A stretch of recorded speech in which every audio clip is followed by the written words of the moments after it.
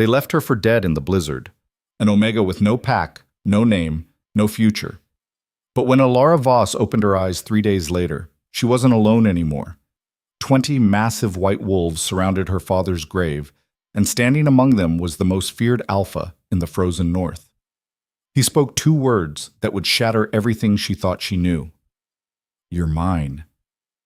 What happened next would turn a broken girl into the most dangerous woman alive. Stay until the end to see how she made an entire kingdom kneel. Like and comment what city you're watching from. The wind screamed through Frost Hollow like a wounded animal, carrying ice that cut like broken glass. Alara Voss pressed herself against the cemetery gate, her thin coat doing nothing against the savage cold that had already claimed 3 lives this winter. Her fingers were blue, her lips cracked and bleeding, but she refused to turn back. Not today. Not on the anniversary of his death. "You're pathetic, you know that?" The voice came from behind her, rough, mocking, familiar, in the worst way. Alara didn't need to turn around to know who it was. Garrett, her pack leader's son, had been making her life hell since her father died 2 years ago. "Just let me pass," she said quietly, keeping her eyes on the cemetery gates. Beyond them, barely visible through the driving snow, stood her father's grave. She'd walked 3 miles in this storm just to get here. She wasn't turning back now. "Let you pass?" Garrett laughed, the sound cruel and sharp. 2 more shapes emerged from the snowstorm behind him, his usual followers, Marcus and Trent. All 3 were big, well-fed, wrapped in expensive winter gear. Everything she wasn't. "You think you have the right to walk around like you belong here? You're nothing, Alara. Your father was nothing, and without him, you're less than nothing." Alara's jaw tightened. She'd heard variations of this speech 1,000 times since her father's death. Ever since the pack elders had ruled his demise an accident, a fall during a winter hunt, they said. Case closed. No investigation needed, but Alara knew better. Her father had been the strongest tracker in 3 territories. He didn't just fall. Someone had made sure he fell. "I just want to visit his grave," she said, hating how her voice shook. Not from fear, from cold and exhaustion and 2 years of barely surviving. "That's all. Then I'll go." "Go where?" Marcus sneered, stepping closer. "To that shithole shack at the edge of town? The one that's about to collapse? Or maybe she'll freeze to death before she gets there," Trent added. "Save us all the trouble." Garrett moved in front of her, blocking her path completely. At 6'4", he towered over her 5'5" frame. His eyes, cold and gray like dirty ice, looked her up and down with open disgust. "You know what your problem is, Omega? You don't know your place. Even after everything, you still think you matter. You still think you have rights." Alara's hands clenched into fists inside her threadbare gloves. She was an Omega, yes, the lowest rank in the pack hierarchy. But she was still a person. She still had a father who'd loved her, who'd taught her to track and hunt and survive, who told her she was worth something, no matter what the pack said. "My place," she said slowly, "is at my father's grave. And you're in my way." For a moment, genuine surprise flickered across Garrett's face. Then it hardened into something uglier. "You just made a mistake, little Omega." He reached for her, and Alara knew what came next. She'd been through it before. The shoving, the jeering, maybe worse if they were feeling particularly cruel. She could fight back, but that would only make things worse later. She could run, but they'd catch her easily. Or she could endure, like always, and hope they got bored quickly. But before Garrett's hand could close on her shoulder, something changed. The wind stopped. Not gradually. It just ceased, like someone had thrown a switch. The howling died to nothing. The snow hung suspended in the air for a heartbeat, and then fell straight down in an eerie, silent curtain. Garrett froze, his hand still extended. Marcus and Trent had gone completely still. Even through the cold that was slowly killing her, Alara felt it, a presence that made every instinct in her body scream danger. "What?" Marcus started to say. Then they appeared. One moment the cemetery was empty except for headstones and snow. The next, there were wolves, massive, white as the storm itself, with eyes that gleamed like cold blue fire. They materialized from the blizzard as if they'd been carved from it, silent and utterly motionless. Alara counted them without thinking, her father's training kicking in automatically. 20 wolves, each one easily twice the size of any normal pack wolf, and they weren't approaching or circling or showing any normal wolf behavior. They were simply standing there, waiting. "Holy shit," Trent whispered. "Holy shit, those are—" "Shut up," Garrett snapped, but his voice had lost all its arrogance. He was staring at the wolves with something close to terror. "Everybody back away slowly. Don't make eye contact. Don't—" "Too late for that." The new voice cut through the silence like a blade through silk, deep, controlled, and carrying an authority that made Garrett's attempt at dominance look like a child playing pretend. From between two of the white wolves, a man stepped forward. No, not a man.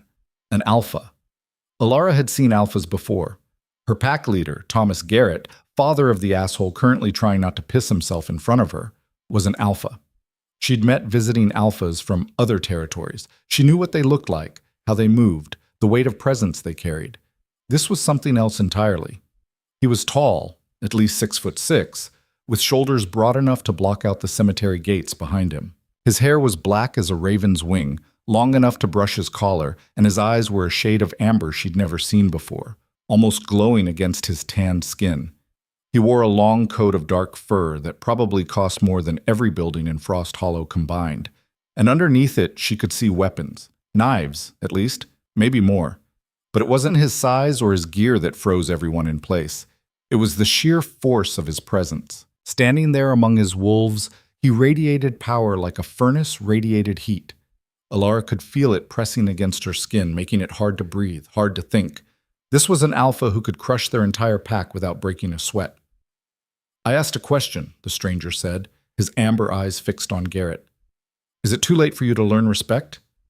Or should I teach you?" Garrett's face had gone pale. "We didn't know.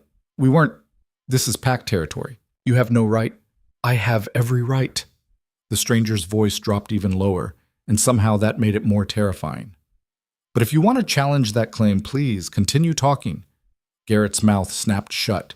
Marcus and Trent had already started backing away, their earlier bravado completely evaporated. The stranger's gaze shifted to Alara, and she felt the full weight of his attention like a physical force. Those amber eyes studied her, took in her threadbare coat, her blue fingers, the hollows in her cheeks from too many missed meals. She wanted to look away, to bow her head like a proper Omega should, but something in his gaze held her frozen. "You're Marcus Voss's daughter," he said. It wasn't a question. Alara's heart lurched. "You knew my father?" "I did." Something flickered in those amber eyes, respect, maybe, or regret. "2 years ago, he saved my life. I've been looking for you ever since." The world seemed to tilt sideways. "What?" Before the stranger could answer, Garrett found his voice again. "Listen, whoever you are, this is pack business. The girl is under our protection." "Protection?" The stranger's laugh was cold and sharp. "Is that what you call leaving an Omega to freeze in a blizzard?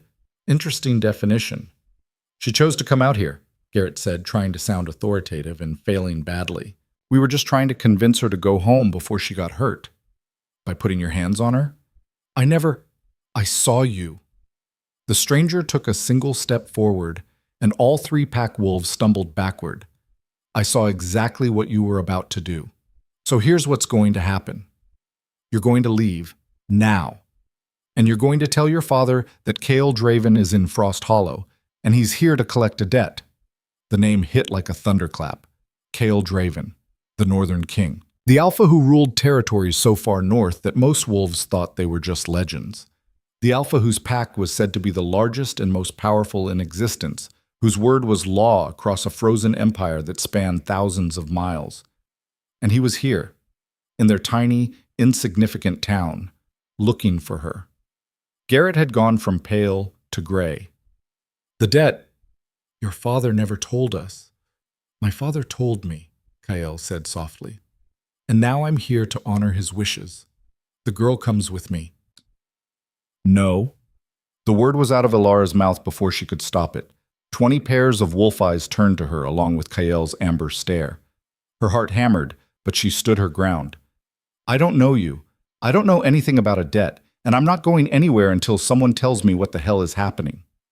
For a long moment, Kael just looked at her. Then, surprisingly, he smiled. It was a small smile, barely a curve of his lips, but it transformed his face from terrifying to something almost human. "Fair enough," he said.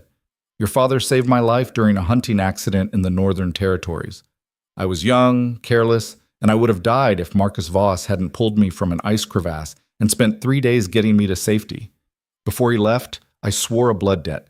Anything he or his family ever needed, I would provide." "He never mentioned you," Elara said. Her mind was reeling. Her father had saved the Northern King's life and never said a word? "I asked him not to. Blood debts can make people targets." Kael's expression hardened. "Which is why, when I heard he'd died in a suspicious hunting accident, I started asking questions." The cemetery had gone completely silent. Even Garrett seemed to have forgotten how to breathe. "What kind of questions?" Elara whispered. "The kind that revealed your father didn't fall." Kael's voice was gentle, but his words hit like hammer blows. "He was pushed, and the people who pushed him are still walking free." Alara's vision blurred. She'd suspected, had known in her gut that something was wrong, but hearing it confirmed, hearing it said out loud by someone with the power to actually do something about it. "You're lying," Garrett said, but his voice shook. "My father investigated personally. It was an accident. There was no evidence of—" "Your father," Kael said, "is one of the people I have questions for." The temperature seemed to drop another 20 degrees. Garrett's face went from gray to white. You can't just accuse. We have laws. And I have 20 of the finest warriors in the north, plus a blood debt to honor." Kael turned back to Elara. "Your father's last request, written in a letter I received the day before he died, was simple. If anything happened to him, I was to protect you, to give you the life and safety he couldn't provide in this place." Alara's throat tightened. A letter. Her father had known he was in danger, had known, and had tried to protect her anyway. "So here's my offer," Kael continued. "Come with me. Leave this place and these people who've done nothing but hurt you. In my territory, you'll have protection, resources, respect, everything your father wanted for you." "And if I refuse?" Kael's smile turned sad. "Then I honor your choice and leave. But I think we both know what happens then. How long do you think you'll survive the next winter here? The next week?" He wasn't wrong. Elara could feel death circling her like the wolves in the cemetery, patient, inevitable, just waiting for her to make one more mistake, to have one more particularly cold night. But going with a stranger, even one who claimed to have known her father— "I need proof," she said. "Something that shows you really knew him." Kael reached into his coat and pulled out a small object. Even in the dim light, Elara recognized it immediately. A carved wolf's head, no bigger than her thumb, made from white bone. Her father had worn it on a leather cord around his neck for as long as she could remember. "He gave this to me," Kael said softly, "the day we parted. Said it was a reminder that even the smallest wolf can have the biggest bite." Alara's hand trembled as she took the carving. It was warm from Kael's body heat, and she could see the tiny imperfections she'd memorized as a child. The slight chip in one ear, the scratch along the snout. It was real. All of it was real. "Elara, don't be stupid," Garrett said desperately. "You can't trust him. He's going to kill you the second you leave town." "If I wanted her dead," Kael said without looking at him, "she'd already be dead. Now leave, before I decide that your father isn't the only one I need to have a conversation with." Garrett's mouth opened and closed like a fish. Then he turned and ran, Marcus and Trent scrambling after him. Elara stood in the silence they left behind, clutching her father's carving. The white wolves hadn't moved. Kael waited, patient as stone. She thought about her shack at the edge of town, walls that barely kept out the wind, a roof that leaked, a fireplace that ate through her meager supply of wood in hours. She thought about the pack that had abandoned her the moment her father died, the protection that consisted of letting her slowly freeze and starve as long as she did it quietly. She thought about her father and the letter he'd written, and the fact that someone in this town had murdered him and gotten away with it. "If I come with you," she said slowly, "I want answers, real ones, about what happened to my father, about who killed him and why. You'll have them, and I want to be the one who makes them pay." Kael's smile returned, wider this time, showing teeth. "I was hoping you'd say that." He offered his hand. Elara looked at it, large, scarred, belonging to someone who could probably snap her in half without effort, and made her choice. She placed her hand in his. The moment their skin touched, something happened. A jolt of sensation ran up her arm, not painful, but intense, like lightning given physical form. Kael's eyes widened slightly, and she knew he'd felt it too. "Interesting," he murmured. "Very interesting." "What was that?" "Something I'll explain later. Right now we need to move. I don't trust your pack leader to stay away, and I'd rather not slaughter anyone today." "Rather not?" Elara asked as Kael led her toward the wolves. "I try to keep my body count down on Tuesdays," he said dryly. "Bad for diplomacy." Despite everything, the cold, the fear, the world-shattering revelations of the last 10 minutes, Elara almost laughed. Almost. The white wolves parted to let them through, and Elara realized they were even bigger up close than they'd appeared from a distance. Their shoulders came up to her chest, and their eyes held an intelligence that was frankly unsettling. "Are they pack warriors?" Kael confirmed. "In wolf form, yes. Don't worry. They don't bite unless I tell them to." One of the wolves made a sound that might have been a snort. Kael shot it a look. "Usually." They walked through the cemetery, past her father's grave. Elara wanted to stop, to say goodbye, but Kael's hand was firm on her back, keeping her moving. "We'll come back," he said quietly, reading her thoughts. "When this is over. I promise." Behind them, Frost Hollow was already waking up to the news. Elara could hear shouts, see lights flickering on in windows. The pack was gathering, probably organizing some kind of response to the Northern King appearing in their territory and stealing one of their members. Not that they'd ever considered her a real member. Not really. At the edge of town, a massive vehicle waited, some kind of armored transport that looked like it could drive through a mountain and come out the other side. More wolves stood guard around it, their breath steaming in the cold air. Kael opened the door and gestured for Elara to climb in. She hesitated at the threshold, looking back at the only home she'd ever known. It had been cruel to her, had taken everything she loved and ground it into dust beneath indifferent heels, but it was still all she knew. "Last chance," Kael said softly. "Once we leave, there's no going back." "Are you sure?" Elara thought about her father's grave, standing alone in the snow. She thought about Garrett's sneer and the pack's contempt and the slow death that awaited her if she stayed. And she thought about the carved wolf in her pocket and her father's words. Even the smallest wolf can have the biggest bite. "I'm sure," she said, and climbed into the vehicle. The interior was warm, blessedly, impossibly warm. Elara sank into the leather seat and felt heat seep into her frozen bones for the first time in months. Kael slid in beside her, and the wolves began climbing into the back compartment, shifting into human form as they did. Elara caught glimpses of them, men and women, all tall and strong and armed to the teeth. This was really happening. She was leaving with the Northern King and his pack of warriors, heading into territory she'd only heard about in stories. The vehicle began to move, its heavy tires crunching through snow. Elara watched through the window as Frost Hollow disappeared behind them, swallowed by the blizzard that had started up again the moment they'd left the cemetery. "Here," Kael said, pressing something warm into her hands. A thermos of some kind of soup, actual soup, with chunks of meat and vegetables. "You need to eat. You're half starved." Elara wanted to protest, to say she was fine, but her stomach betrayed her with a loud growl. Kael's expression softened. "It's not charity," he said. "It's debt repayment. Your father saved my life. The least I can do is keep his daughter from collapsing from hunger." Elara drank the soup. It was the best thing she'd tasted in 2 years. As warmth and food worked their magic, exhaustion crashed over her like a wave. Her eyes grew heavy, her head nodding despite her best efforts to stay alert. "Sleep," Kael said. "We have a long journey ahead. I'll wake you when we reach the border." "The border to what?" Elara managed to ask. Kael's smile was sharp and wild. "To the real north, little Omega. To a place where the strong survive and the weak become legends." Elara wanted to ask what that meant, but sleep was already pulling her under. Her last conscious thought was that she'd made a terrible mistake, or the best decision of her life. She wouldn't know which until it was far too late to matter. Whoa.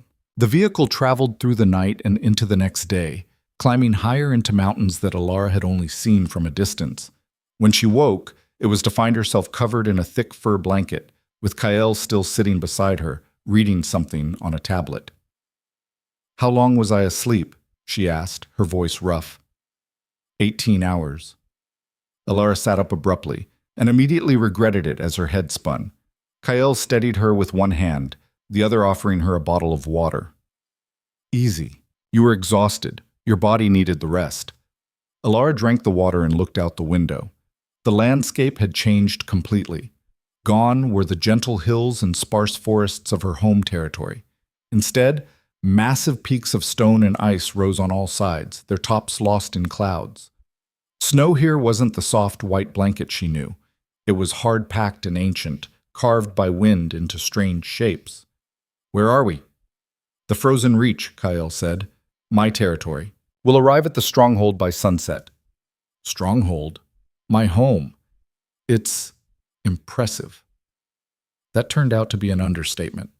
As the sun began to set, painting the snow in shades of gold and crimson, they rounded a curve and Alara saw it.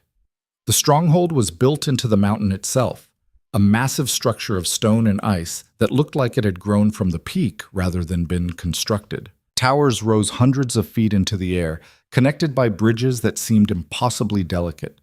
Lights blazed from thousands of windows, and Alara could see figures moving along the walls, guards probably, or warriors. It was easily 10 times the size of all of Frost Hollow. "That's..." Alara couldn't find words. "Home," Kael finished. He sounded almost embarrassed. "I know it's a lot, but you'll get used to it." The vehicle passed through gates that could have accommodated a building, into a courtyard where dozens of people waited. They all snapped to attention as Kael emerged, their fists going to their chests in salute. "Welcome back, Alpha," a woman said, tall with silver hair and scars crossing her face. "We received your message about the guest." "Guest, Sarah?" Kael raised an eyebrow. "Alara Voss is under my direct protection as repayment of a blood debt to her father. She's to be given quarters in the main tower, access to all facilities, and protection from anyone who even looks at her wrong. Spread the word." Sarah's eyes widened slightly, the first crack in her professional demeanor. "The main tower? But that's where she'll be safest. Is there a problem?" "No, Alpha. Of course not." Sarah's gaze shifted to Alara, and something like curiosity flickered across her scarred features. "Welcome to the Frozen Reach, Alara Voss. I'm Sarah Quinn, captain of the guard. If you need anything, you need only ask." Alara managed a nod, too overwhelmed to speak. People were staring, not with the contempt she was used to, but with open curiosity. Some looked confused, others intrigued. None looked openly hostile, which was already an improvement over her old pack. Kael led her through corridors of stone and ice, past rooms filled with people training, eating, working. The stronghold was a city unto itself, bustling with activity even as night fell.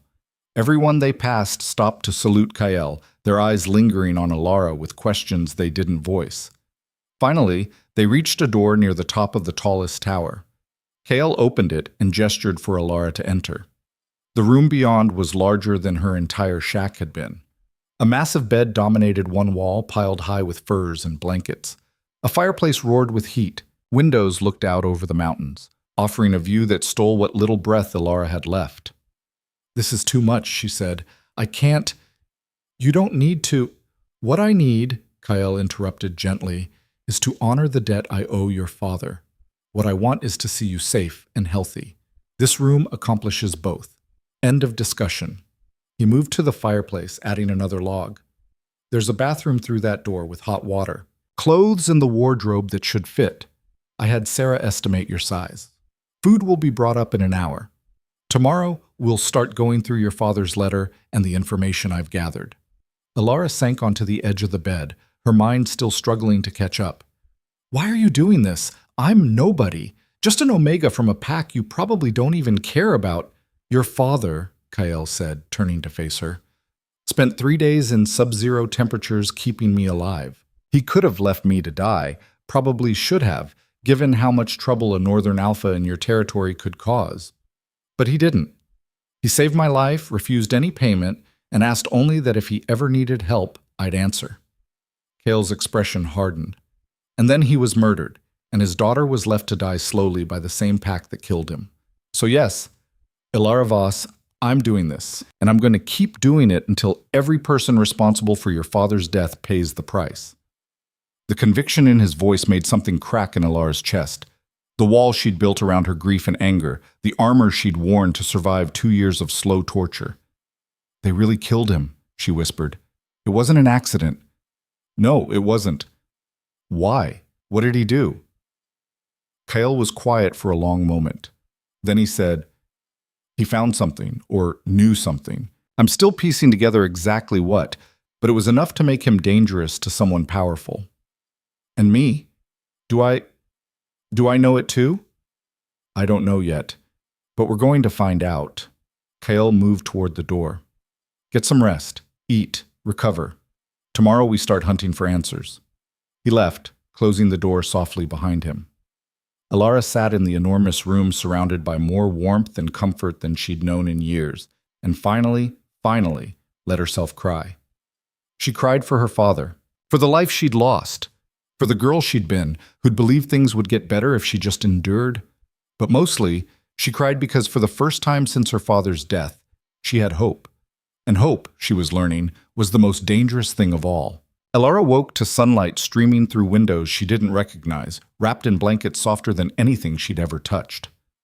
For a disorienting moment, she thought she was still dreaming, that she'd wake up back in her freezing shack, hunger gnawing at her stomach, another day of survival stretching ahead like a prison sentence. Then she heard voices outside her door. Absolutely insane! She's an Omega from some backwater territory we've never even heard of. The Alpha gave direct orders, Cade. She's under his protection. Protection is one thing. Putting her in the main tower? Giving her access to everything? What's next, a seat at the council table? Ilara sat up slowly, her muscles protesting. The voices continued, apparently unaware she could hear them. You didn't see how he looked at her, the first voice, Cade said. I've known Kale for 15 years. I've never seen him look at anyone like that. Maybe because he actually cared about her father, the second voice countered. Blood debts aren't games, Cade. You know that.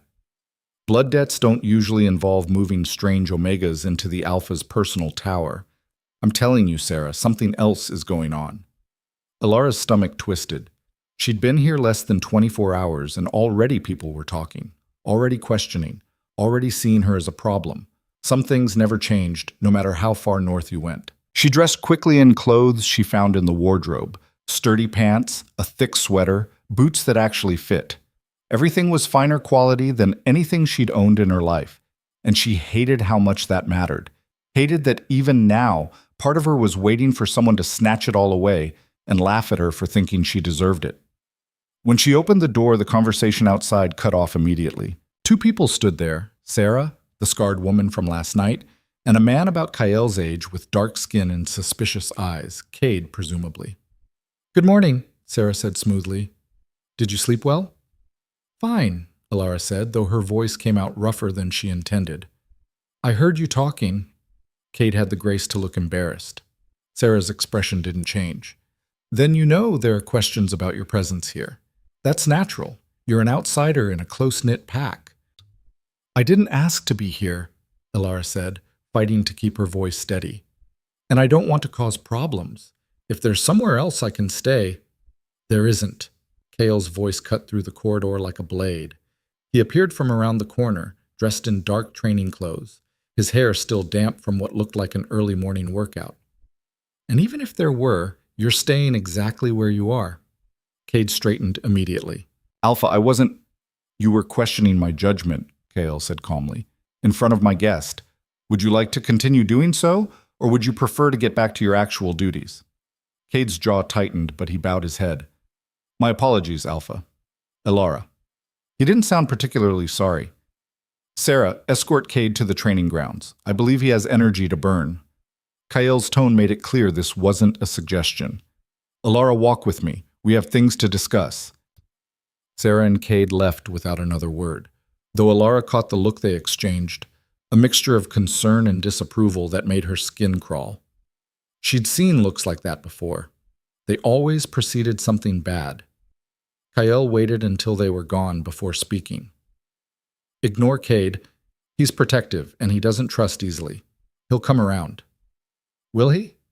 Alara fell into step beside Kael as they walked down the corridor. Because it sounded like he thinks I'm here to seduce you or steal Pack's secrets or something equally ridiculous. Are you? Alara stopped walking. What?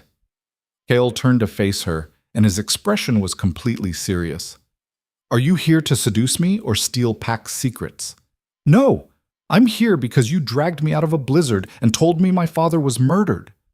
Then Cade's concerns are irrelevant. Kael resumed walking. Come on, breakfast first, then we talk. The dining hall was massive, easily capable of holding several hundred people. Right now it held maybe 60, all of whom stopped eating the moment Kael entered. Their eyes tracked him across the room, then shifted to Alara with varying degrees of curiosity and suspicion. Alara wanted to disappear, or turn around and run back to her room, or possibly sink through the floor. Instead, she followed Kael to a table near the front, trying to ignore the whispers that followed them like a wake. Is she the Omega? Why is she here? I heard she's from the south, some failed pack. Kael's never brought anyone here before. What makes her so special? Alara's hands clenched into fists under the table. Kael, loading his plate with food, seemed completely unconcerned. You get used to it, he said quietly. Pack politics. Everyone needs to know everything about everyone. It's annoying, but mostly harmless. Mostly? Well, occasionally someone tries to challenge me for leadership, and I have to break several of their bones. But that hasn't happened in at least 6 months. He said it so casually that Alara couldn't tell if he was joking. A woman approached their table, tall, beautiful, with honey blonde hair and the kind of confidence that came from never being told no. She smiled at Kael, completely ignoring Alara. Alpha, I heard you were back. We missed you at last night's council session. I was occupied, Lissa. Kael's tone was polite but distant. Is there something you need?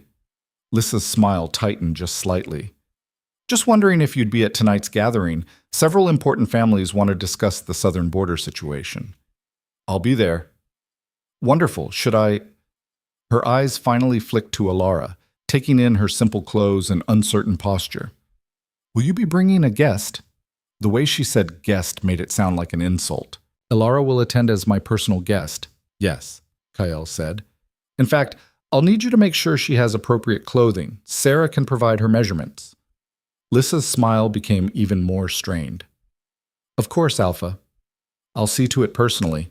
She left, her posture radiating displeasure. Alara waited until she was out of earshot before speaking. I don't need to go to your gathering. I'll just stay in my room. No. Kael's voice was firm. You're under my protection, which means you're part of this pack. You attend gatherings, you eat in the common areas, you train with the warriors if you choose. You're not hiding. I'm not hiding. I'm trying not to make your life harder. Kael set down his fork and looked at her directly. My life became harder the moment I swore a blood debt to your father, and I'd do it again in a heartbeat, because Marcus Voss was one of the finest men I've ever known. His daughter deserves the same respect, and anyone who has a problem with that can take it up with me directly. The intensity in his voice made something warm and dangerous unfold in Alara's chest. She looked away before he could see whatever was showing on her face. They ate in silence for a few minutes before Kael spoke again. After breakfast, I need to show you something. Something your father left for you. Alara's head snapped up. What?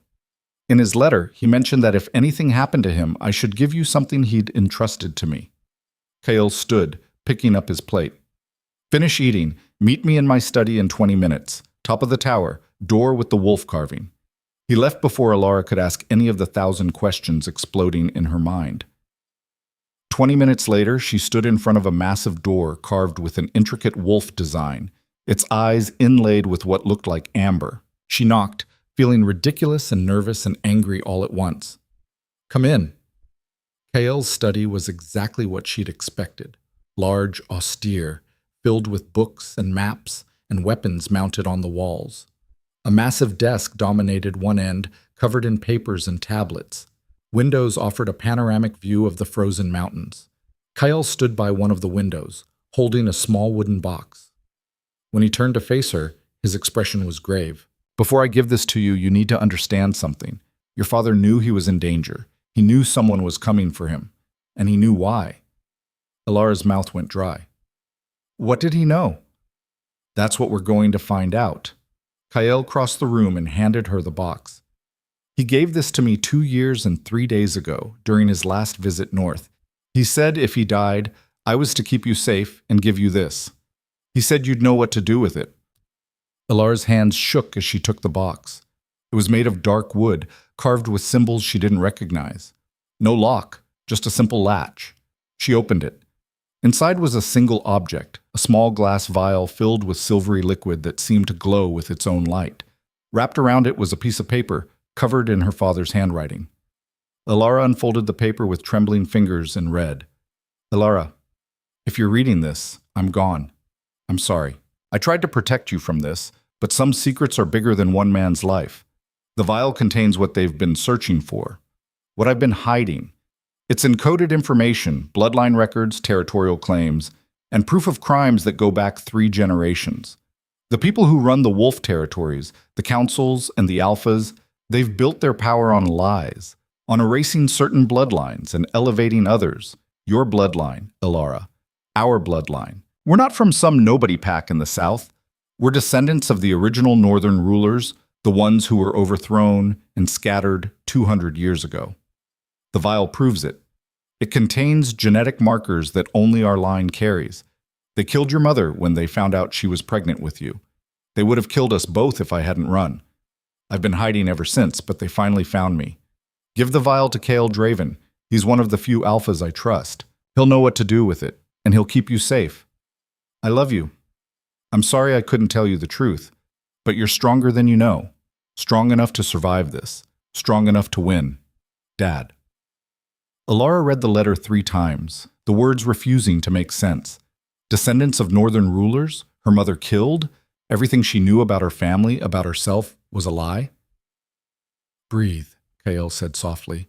He was beside her suddenly, one hand on her shoulder, steadying her. I know it's a lot. A lot? Alara's voice cracked. My father just told me everything about my life is a lie. That I'm, what, secret royalty? That's insane. That's completely true, Kael said quietly. I've been researching your bloodline since I got his letter. Your father wasn't lying, Alara. You're a direct descendant of the Voss dynasty, the family that ruled the northern territories before the Great Purge. The Great Purge? 200 years ago, a coalition of alphas decided they didn't want to answer to a royal family anymore. They staged a coup, killed everyone they could find with Voss blood, and rewrote history to make it look like the dynasty had died out naturally. Kael's expression was grim. But clearly, some escaped, including your ancestors. Alara looked down at the vial in her shaking hands.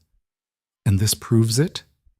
If it contains what your father said, yes. It's genetic proof, probably combined with historical records, enough to challenge the legitimacy of every major alpha family currently in power.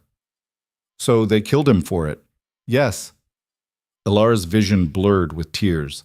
She'd known her father was murdered, but knowing why, knowing he died protecting her, protecting this secret. Who? She asked, her voice hard. Who gave the order? That's what we need to find out. The vial is encoded. It needs to be analyzed by someone with the right equipment and knowledge. Someone we can trust absolutely. Kael hesitated. And there's something else, something your father mentioned in his letter to me. What? He said the genetic markers your family carries do more than prove bloodline. They confer certain abilities, particularly in carriers who manifest as Omega. Alara's heart began to pound. What kind of abilities? He didn't specify, just said I'd know them when I saw them. Kael's amber eyes studied her intently. Have you ever experienced anything unusual? Power surges? Healing faster than normal? Sensing things you shouldn't be able to sense? Alara thought back over her life. She'd always been good at tracking, at reading situations, at knowing when danger was near. But she'd assumed that was just training from her father, not... Wait. The wolves, she said slowly. Yesterday, in the cemetery, when your wolves appeared, I counted them. I knew exactly how many there were without thinking about it. And I could feel their positions, even the ones I couldn't see directly. Kale's expression sharpened. What else? Sometimes I know things. Not like visions, just certainties. Like yesterday, when Garrett was going to grab me. I knew exactly where his hand was going to go before he moved. Combat precognition, Kale murmured. That's a royal trait, rare even among the old bloodlines. But I'm an Omega. Omegas don't have power. Omegas in modern pack structure don't have power because they've been systematically suppressed for 2 centuries, Kyle corrected. In the old system, Omegas were considered sacred. They were peacekeepers, healers, strategists. The fact that you present as Omega with royal blood. He shook his head. If the old families knew what you were, they wouldn't just kill you. They'd start a war over who got to claim you. Alara felt sick. So what do? We find someone who can decode the vial. We get proof of everything your father claimed. And then, Kale's smile was sharp and cold, we burn down everyone who killed him. Before Alara could respond, the door to the study burst open. Sarah stood there, her face pale. Alpha, we have a problem. A big one. Kale was on his feet instantly. What happened? Delegates from Frost Hollow just arrived at the gates. 3 of them, including their pack leader. Sarah's eyes cut to Alara. They're demanding her return. The bottom dropped out of Alara's stomach. Thomas Garrett is here? With 2 council members and a squad of enforcers. Sarah's hand rested on the knife at her belt. They're claiming you were taken against your will, and that the Northern King has no authority over wolves from southern territories. Kale's expression went completely blank, which somehow made him more terrifying than if he'd shown anger. They're claiming I kidnapped her? They're demanding a formal hearing before the Territorial Council, saying that blood debts don't supersede pack law and that an Omega can't consent to leaving pack protection without council approval. That's bullshit, Alara said, anger flaring hot in her chest. I chose to leave. I went willingly. They'll claim you were coerced, Sarah said, frightened by the Alpha's power, unable to make a free choice. It's standard procedure when packs want to reclaim members. Members they never gave a damn about until someone else wanted them, Kale said softly. Then louder. Where are the delegates now? Waiting in the formal receiving hall. I put extra guards on them, just in case. Good. Tell them I'll see them in 1 hour. Kale turned to Alara. This is going to get ugly. Thomas Garrett didn't come all this way just to politely ask for you back. He wants something else. The vial, Alara said, understanding clicking into place. He knows, or suspects, that's why he killed my father. Probably, which means we need to be very, very careful about what we say and do next. Kale moved to his desk, pulling out papers. Sarah, I want every warrior on alert. No one enters or leaves the stronghold without my direct approval. And get me everything we have on Frost Hollow's pack leadership. Every scandal, every questionable decision, every debt. You're going to fight them? Sarah asked. I'm going to destroy them, Kyle said calmly. But first, I'm going to give them a chance to destroy themselves. Sarah left to carry out orders. Kale turned to Alara, and his expression softened just slightly. I need you to trust me. Can you do that? Alara thought about her father's letter, about the vial in her pocket, about 2 years of suffering under Thomas Garrett's rule. She thought about Kyle pulling her from the blizzard, giving her shelter, promising vengeance for her father's murder. Yes, she said, I trust you. Good, because what I'm about to do is going to look insane. Kale crossed the room to stand directly in front of her. In about 30 seconds, I'm going to claim you publicly as my mate. It's the only way to override pack law and make sure they can't take you back. Alara's brain stuttered to a halt. You're what? Mate. Partner. The formal declaration will supersede any claim Frost Hollow has on you. Mates can't be separated by pack law without both parties' consent. Kale's voice was urgent. It's political protection, Alara. Nothing more. I'm not asking you to actually... This is just legal maneuvering. You want to fake claim me? I want to keep you alive and out of Thomas Garrett's hands long enough to prove he murdered your father. This is how we do that. Alara's mind raced. A mate claim was sacred among wolves. Even a political one carried weight. If Kyle did this, it would change everything. How people saw her, how other packs treated her, her entire position in the territorial hierarchy. It would also make her a massive target. They'll know it's fake, she said. The moment they see us together, then we make it convincing. Kyle's amber eyes held hers. I need your permission, Elara. I won't do this if you're not willing, but if you say yes, you need to commit completely. Any hesitation, any sign that this isn't real, and they'll use it against us. Outside the study, Elara could hear activity increasing, warriors moving into position, orders being shouted. They were running out of time. She thought about Thomas Garrett's cruel smile, about Garrett Jr.'s hands reaching for her, about her father's grave standing alone in the snow while his killers walked free. Do it, she said. Claim me. I'll play my part. Kyle's expression flickered with something she couldn't read. Then he nodded sharply. Sarah? The captain appeared immediately, as if she'd been waiting right outside. Alpha. Send word to Thomas Garrett. Tell him I'll see him now. And tell him to prepare for a shock. Cale held out his hand to Elara. Ready? Elara took his hand and once again felt that jolt of connection, stronger this time, like lightning finding a conduit. Cale's fingers tightened around hers. Then let's go claim your freedom, he said, and start a war. They walked through the stronghold together, hand in hand, and everywhere they passed, people stopped and stared. By the time they reached the formal receiving hall, half the pack was following them, drawn by instinct or gossip or the electric tension in the air. The doors to the hall swung open, revealing Thomas Garrett and his delegation waiting inside. The Frost Hollow pack leader looked exactly as Elara remembered, big, brutal, with eyes like chips of dirty ice. He smiled when he saw her, the expression predatory. Elara Voss, it's good to see you safe. We've been so worried. I'm sure you have, Kyle said, his voice cutting through the false warmth like a knife. Worried enough to let her slowly freeze to death for 2 years? Thomas's smile didn't waver. You've been misinformed about our pack dynamics, Alpha Draven. Elara was well cared for. She was starving. Kyle's voice went cold. Living in a shack with holes in the roof. Eating maybe 1 meal every 2 days. That's your definition of care. She had options. She chose to live separately from the pack proper. She had no options, and you know it. Cale took a step forward, and the temperature in the room seemed to drop. But we're not here to debate your failures as a pack leader. We're here to address your claim that I've taken her against her will. Have you not? Thomas asked. Elara, dear, did you truly choose to leave with this man? Or were you frightened, coerced? You can tell us the truth.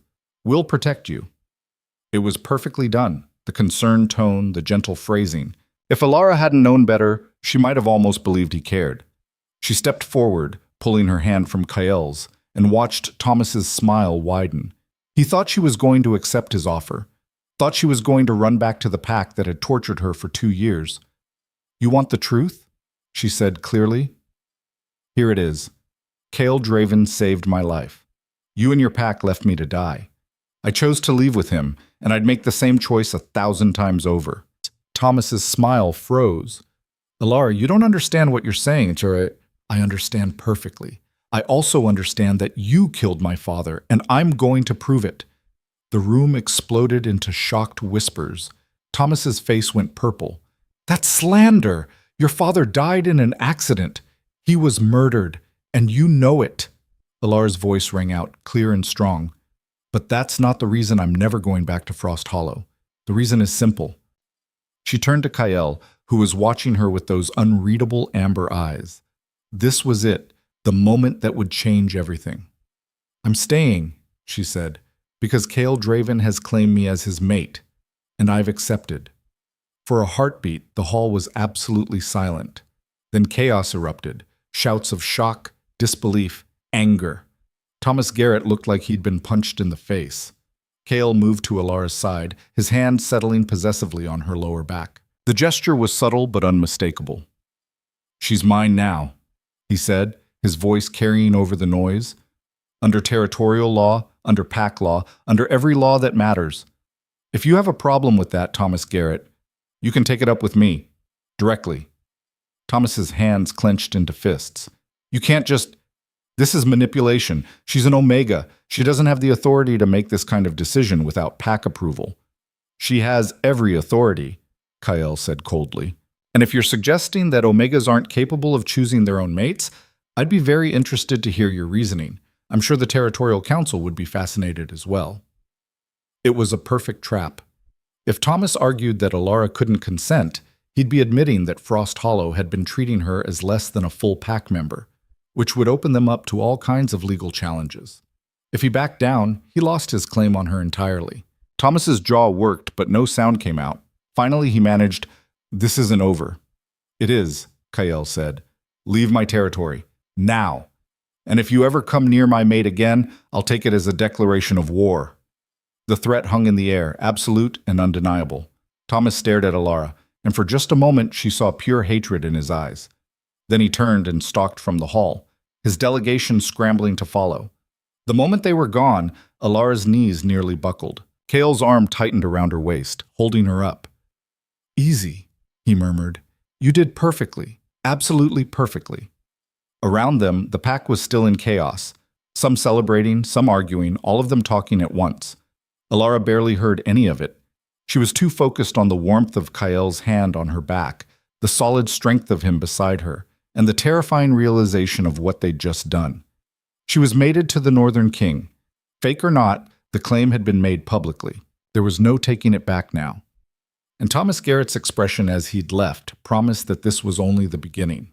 Whatever came next, it was going to be bloody. The celebration lasted less than an hour before the first assassination attempt.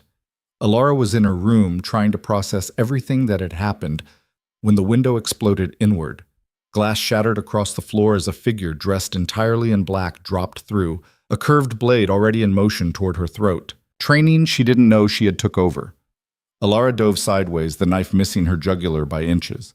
She rolled, came up on her feet, and found herself facing a professional killer whose eyes showed no emotion whatsoever.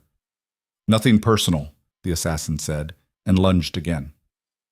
Alara grabbed the nearest object, a heavy candlestick from the nightstand, and swung it with desperate force. The assassin blocked easily, twisted, and suddenly Alara was on the ground with a boot on her chest and a blade descending toward her heart.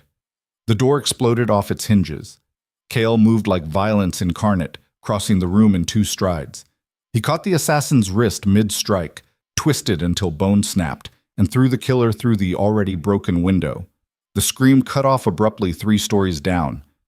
"Are you hurt?" Kael demanded, pulling Alara to her feet. His hands moved over her quickly, checking for wounds, and she realized he was genuinely terrified. "I'm fine, just... what the hell was that?" "Exactly what I was afraid of." Kael moved to the window, looked down at the broken body in the courtyard below. "Professional. Too professional. Thomas Garrett doesn't have access to killers this skilled." "Then who does?" Before Kael could answer, Sarah appeared in the doorway with a dozen armed warriors. "Alpha! We have 3 more breach points. North Tower, Armory, and the main gates, all coordinated. Lock down the stronghold, full defensive protocols, no one in or out without my direct authorization." Kael turned to Alara. "You're coming with me. Staying in one place makes you a target." They moved through corridors that had transformed into a war zone. Warriors rushed past in full combat gear, the clash of steel echoing from somewhere below. Alara caught glimpses of fighting through windows, figures in black engaging with Kael's pack, the snow already stained red. "How many?" Kael asked Sarah as they descended a spiral staircase. "At least 20 that we've confirmed, could be more." Sarah's expression was grim. This wasn't a random attack. Someone planned this down to the minute. They reached Kael's study, which had been transformed into a command center. Maps covered every surface, warriors reporting in via radio, the organized chaos of a pack under siege. Cade was there, blood on his knuckles, his earlier suspicion of Alara apparently forgotten in the face of actual enemies. "We've got them contained in the East Wing, but they're not retreating. They're trying to push toward something." "Toward what?" Kael demanded. Cade's eyes cut to Alara. "Your mate's quarters. Every single breach team tried to reach that location first." The implications settled like ice in Alara's stomach. This wasn't about the mate claim or pack politics. This was about her specifically, about what she carried. Kael seemed to reach the same conclusion. "The vial. They know she has it." "How?" Alara asked. "I've told no one. It's been in my pocket since you gave it to me. Thomas Garrett, Sarah said grimly. He must have suspected what your father left you. He went back and told whoever's been pulling his strings. Then they'll keep coming. Cale moved to the window, looking out at the stronghold under attack. As long as Alara has the vial, she's a target. We need to decode it. Now. The nearest facility capable of that is 3 days' travel, Cade said, and the roads will be watched. They'll hit us the moment we leave the stronghold's protection. Then we don't use the roads. Cale turned back to the room. Sarah, how many of our best trackers are currently mobile? Maybe 15. Why? Because we're going to create a diversion. Kael's smile was sharp and dangerous. Multiple teams leaving the stronghold in different directions. Only one will have Alara. The others will be decoys. That's suicide for the decoy teams, Cade protested. The moment they realize which group is fake, the decoys know the risks. They're warriors. They'll lead the attackers on a chase through the worst terrain in the north. Kael looked at Alara. Can you ride? Ride what? A wolf. Alara's eyes widened. You want me to ride on an actual wolf's back? It's the fastest way to move through mountain terrain.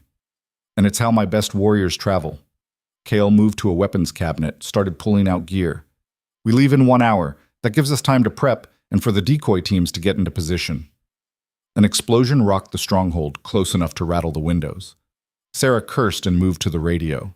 East Wing reporting. They've breached the armory, requesting immediate support. Denied, Kael said. Pull everyone back to defensive positions around the main tower. Let them have the armory. Alpha, that's an acceptable loss compared to what we're protecting. Kael's voice was absolute.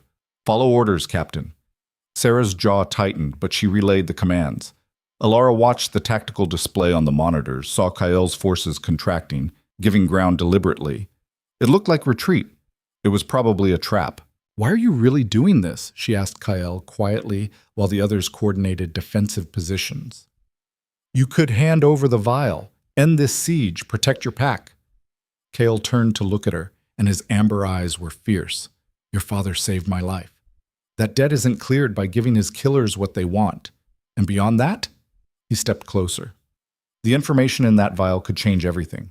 The balance of power, the territorial hierarchy, centuries of lies. If what your father claimed is true, you're not just some random Omega. You're a threat to every corrupt Alpha who's built their authority on falsified bloodlines. So this is about politics? This is about justice, and about making sure the people who killed a good man pay the price. Kael's hand came up, cupped her face gently. But mostly, it's about keeping you alive. Because fake mate claim or not, I meant what I said. You're under my protection. Anyone who wants to hurt you goes through me first. The sincerity in his voice made something crack in Alara's carefully maintained armor. She'd spent 2 years learning not to trust anyone, not to hope for anything. And here was this powerful Alpha, risking everything for a debt to a dead man and a woman he barely knew. I don't understand you, she whispered. Good, Kael said, his thumb brushing across her cheekbone. That makes 2 of us. Another explosion, closer this time. The lights flickered. Time's up, Sarah said. If we're doing this, we need to move now. What followed was controlled chaos. Alara was fitted with winter gear designed for high-speed travel, lightweight but insulated, with weapons she barely knew how to use strapped to her body.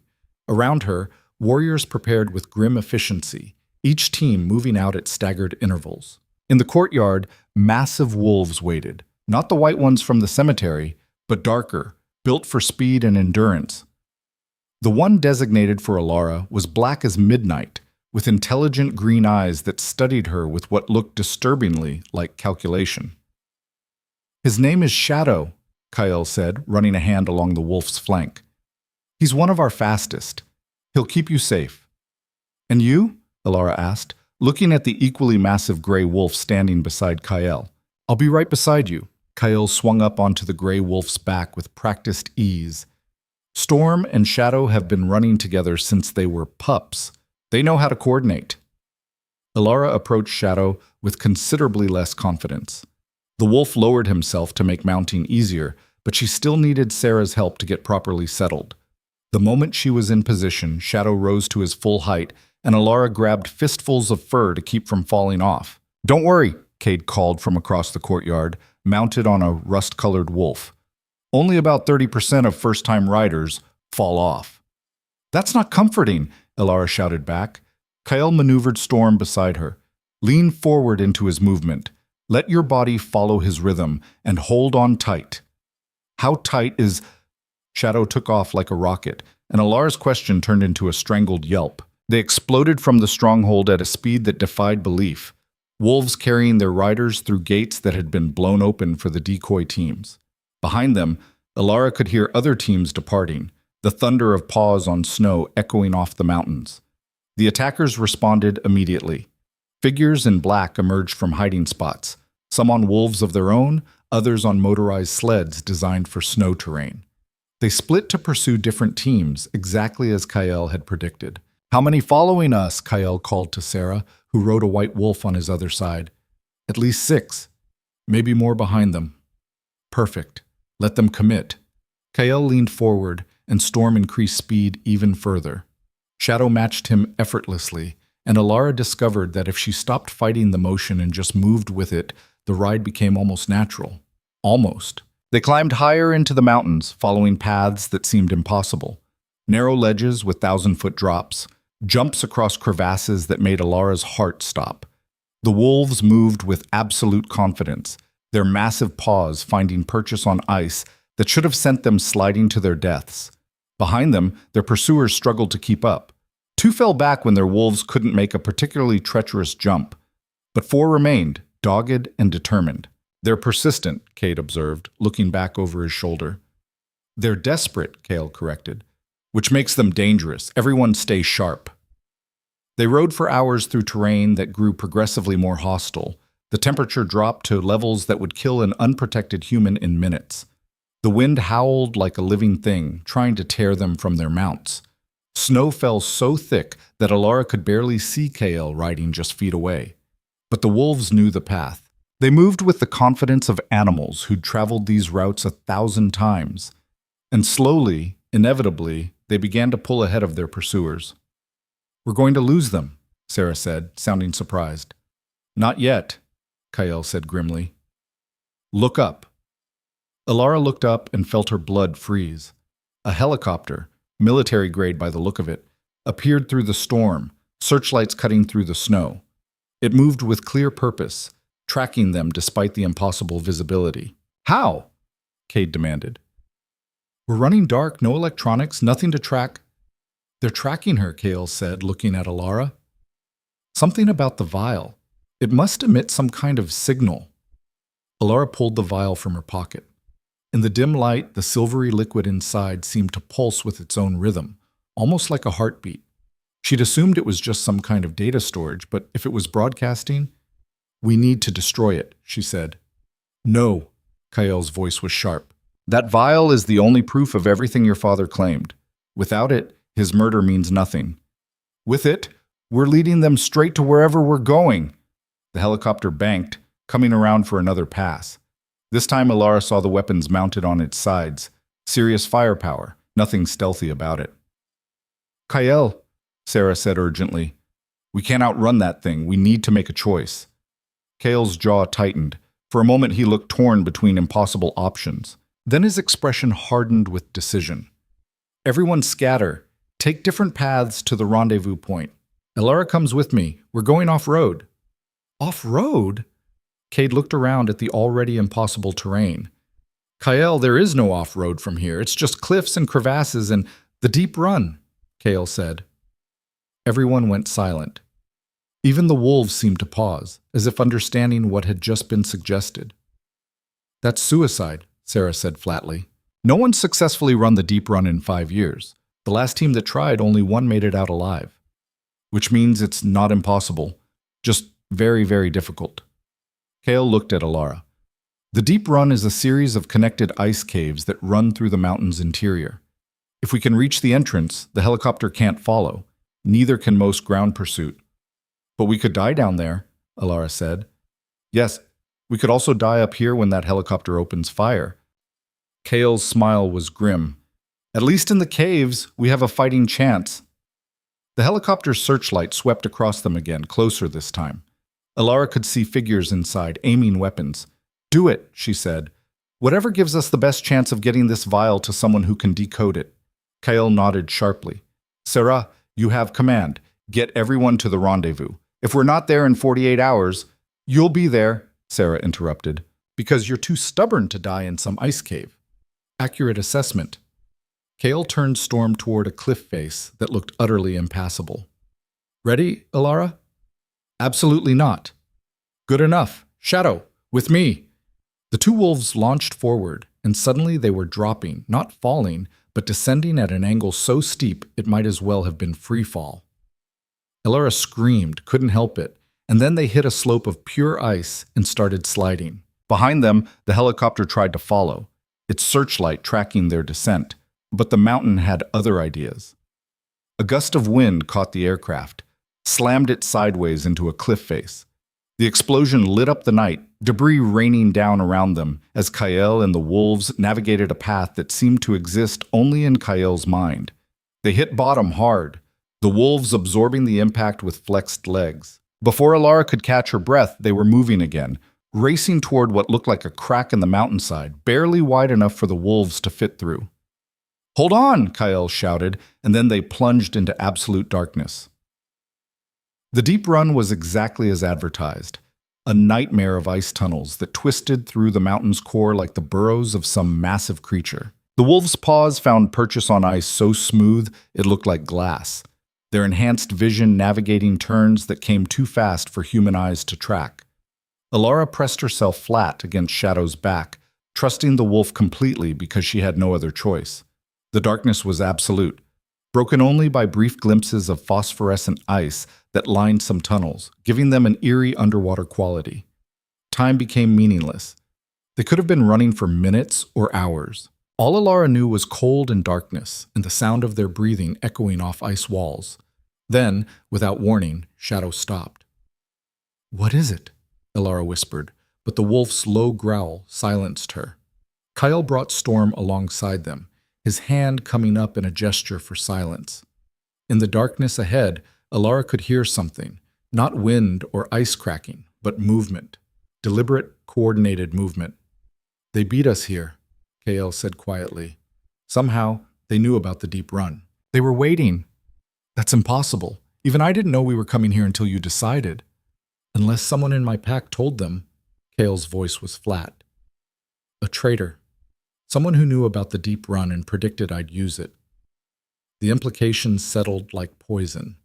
Someone in Kael's inner circle had betrayed them, had probably been feeding information to their enemies from the beginning. Lights flared ahead, headlamps, at least a dozen of them, revealing a chamber where the tunnel widened. And standing in the center, surrounded by armed soldiers, was a figure Alara recognized from photographs in her father's belongings. Councilwoman Miranda Cross, one of the highest-ranking members of the Territorial Council. A woman whose authority spanned multiple territories and whose word could make or break entire packs. She smiled when she saw them, the expression cold and triumphant. Alpha Draven, how predictable. I told them you'd come this way. Miranda's voice echoed off the ice walls. And you brought the girl. Even better. Miranda. Kael's voice was controlled, but Alara could feel the fury radiating from him. You're the one behind this? The attacks? The assassination attempts? Behind them? Dear boy, I orchestrated them. Though I must say, you made things more difficult than necessary with that ridiculous mate claim. Miranda's eyes shifted to Alara. Hello, little Voss. You look so much like your mother. She was beautiful too, right up until the moment we killed her. Rage exploded through Alara, hot and blinding. You murdered my mother? And your father, and every other member of your wretched bloodline we could find. Miranda moved closer, her smile widening. Did you really think we'd allow the Voss dynasty to rise again? That we'd risk everything we've built just because some dusty genetic records say you have royal blood? The vial proves more than bloodline, Kael said. It proves that half the current alpha families are illegitimate, that the Territorial Council's authority is based on fabricated claims. Yes, which is why it can never be decoded. Miranda gestured, and her soldiers raised their weapons. Give me the vial, girl. Last chance. Alara's hand closed around the vial in her pocket. She could feel it pulsing now, the rhythm increasing like a heartbeat, responding to stress. Strange warmth spread through her palm, up her arm, into her chest. "No," she said. Miranda's expression hardened. "Then you'll die like your parents. Soldiers." The world exploded, not outward, but inward. The warmth from the vial erupted through Alara's entire body. Not painful, but overwhelming. Power flooded her system, ancient and vast and absolutely terrifying. Her vision went white, then cleared to show something impossible. The vial had shattered in her hand, but instead of spilling on the ice, the liquid was absorbing into her skin, sinking through flesh and bone, writing itself directly into her DNA. And with it came knowledge. Not words or images, but pure understanding flooding her consciousness like a dam breaking. She wasn't just carrying proof of royal bloodline. She was the proof. The vial hadn't contained genetic information. It had contained the actual bloodline itself, dormant and preserved, waiting for the right host. Her father had encoded the entire Voss dynasty into liquid form and entrusted it to his daughter, knowing that only she could activate it. Alara's eyes snapped open, and she knew they were glowing, could feel the power radiating from them like light from a star. "Oh," Miranda whispered, and for the first time she looked afraid. "Oh no." The power continued to build, rewriting Alara's body from the inside out. She could feel her strength increasing exponentially, her senses expanding to encompass the entire ice cave. She knew where every soldier stood, could track Kyle's heartbeat and the wolves' breathing and Miranda's mounting terror. Most terrifyingly, she could feel the mountain itself, the ice and stone and ancient rock, and it responded to her presence like a subject recognizing its queen. "What did you do?" Miranda demanded. "What the hell did you do?" "I fulfilled my father's legacy," Alara said, and her voice resonated with power that made the ice walls vibrate. "The vial wasn't just evidence, it was an inheritance, and I just accepted it." She raised her hand, not entirely sure what she was doing, just following instinct written into her cells. The ice responded. Spikes erupted from the floor, from the walls, from the ceiling, targeting Miranda's soldiers with terrifying precision. Men screamed, weapons fired, but bullets ricocheted off ice that was suddenly harder than steel. In seconds, the cave had transformed into a forest of crystalline spears, each one positioned to kill. "Stand down," Alara commanded, her voice carrying an authority she'd never possessed before. "Or I collapse this entire cavern and bury all of us." Miranda stared at her, genuine fear replacing her earlier confidence. "You're bluffing. You'd kill yourself and the Alpha." "Try me." The ice walls creaked ominously. Cracks spread across the ceiling like spiderwebs. Alara wasn't entirely sure she could control what she'd started, but Miranda didn't need to know that. "Councilwoman," one of the soldiers said urgently, "we need to retreat, now." Miranda's hands clenched into fists. "This isn't over, girl. You think power makes you safe? You just painted a target on your back that every alpha in existence will hunt. You'll be dead within a month." "Maybe," Alara said, "but you'll be dead within a minute if you don't leave. Your choice." For a long moment, Miranda just stared at her. Then she turned and stalked toward one of the side tunnels, her soldiers scrambling to follow. Within seconds, they were gone, their headlamps fading into the darkness. The moment they disappeared, Alara's legs gave out. She would have fallen if Kale hadn't caught her, his arms wrapping around her waist and pulling her against his chest. "Easy," he murmured. "Easy. You did it. They're gone." "I can feel everything," Alara gasped. "The mountain, the ice, something deep underground that's alive and ancient and, Kyle, what did I become?" "Something incredible," Kyle said quietly. "Something that's going to change everything." The ice spikes Alara had created began to recede, melting back into the floor as if they'd never existed. But the power remained, thrumming through her veins like electricity. Alara pulled back enough to look at Kyle and saw her own face reflected in his eyes. They were still glowing, casting amber light in the darkness. "We can't go back," she said. "Not to the stronghold, not anywhere. Miranda was right. I'm a target now. Everyone's going to come for me." "Let them come." Kale's smile was fierce and proud. "You're not the helpless Omega they're expecting anymore. You're a Voss, a queen who just reclaimed her throne." "I don't know how to be a queen." Good thing you have a king to help you figure it out. Kale's hand came up, cupped her glowing cheek. Fake mate claim or not, we're in this together now. You and me against everyone who wants us dead. Alara wanted to laugh or cry, or possibly both. Instead, she leaned forward and kissed him.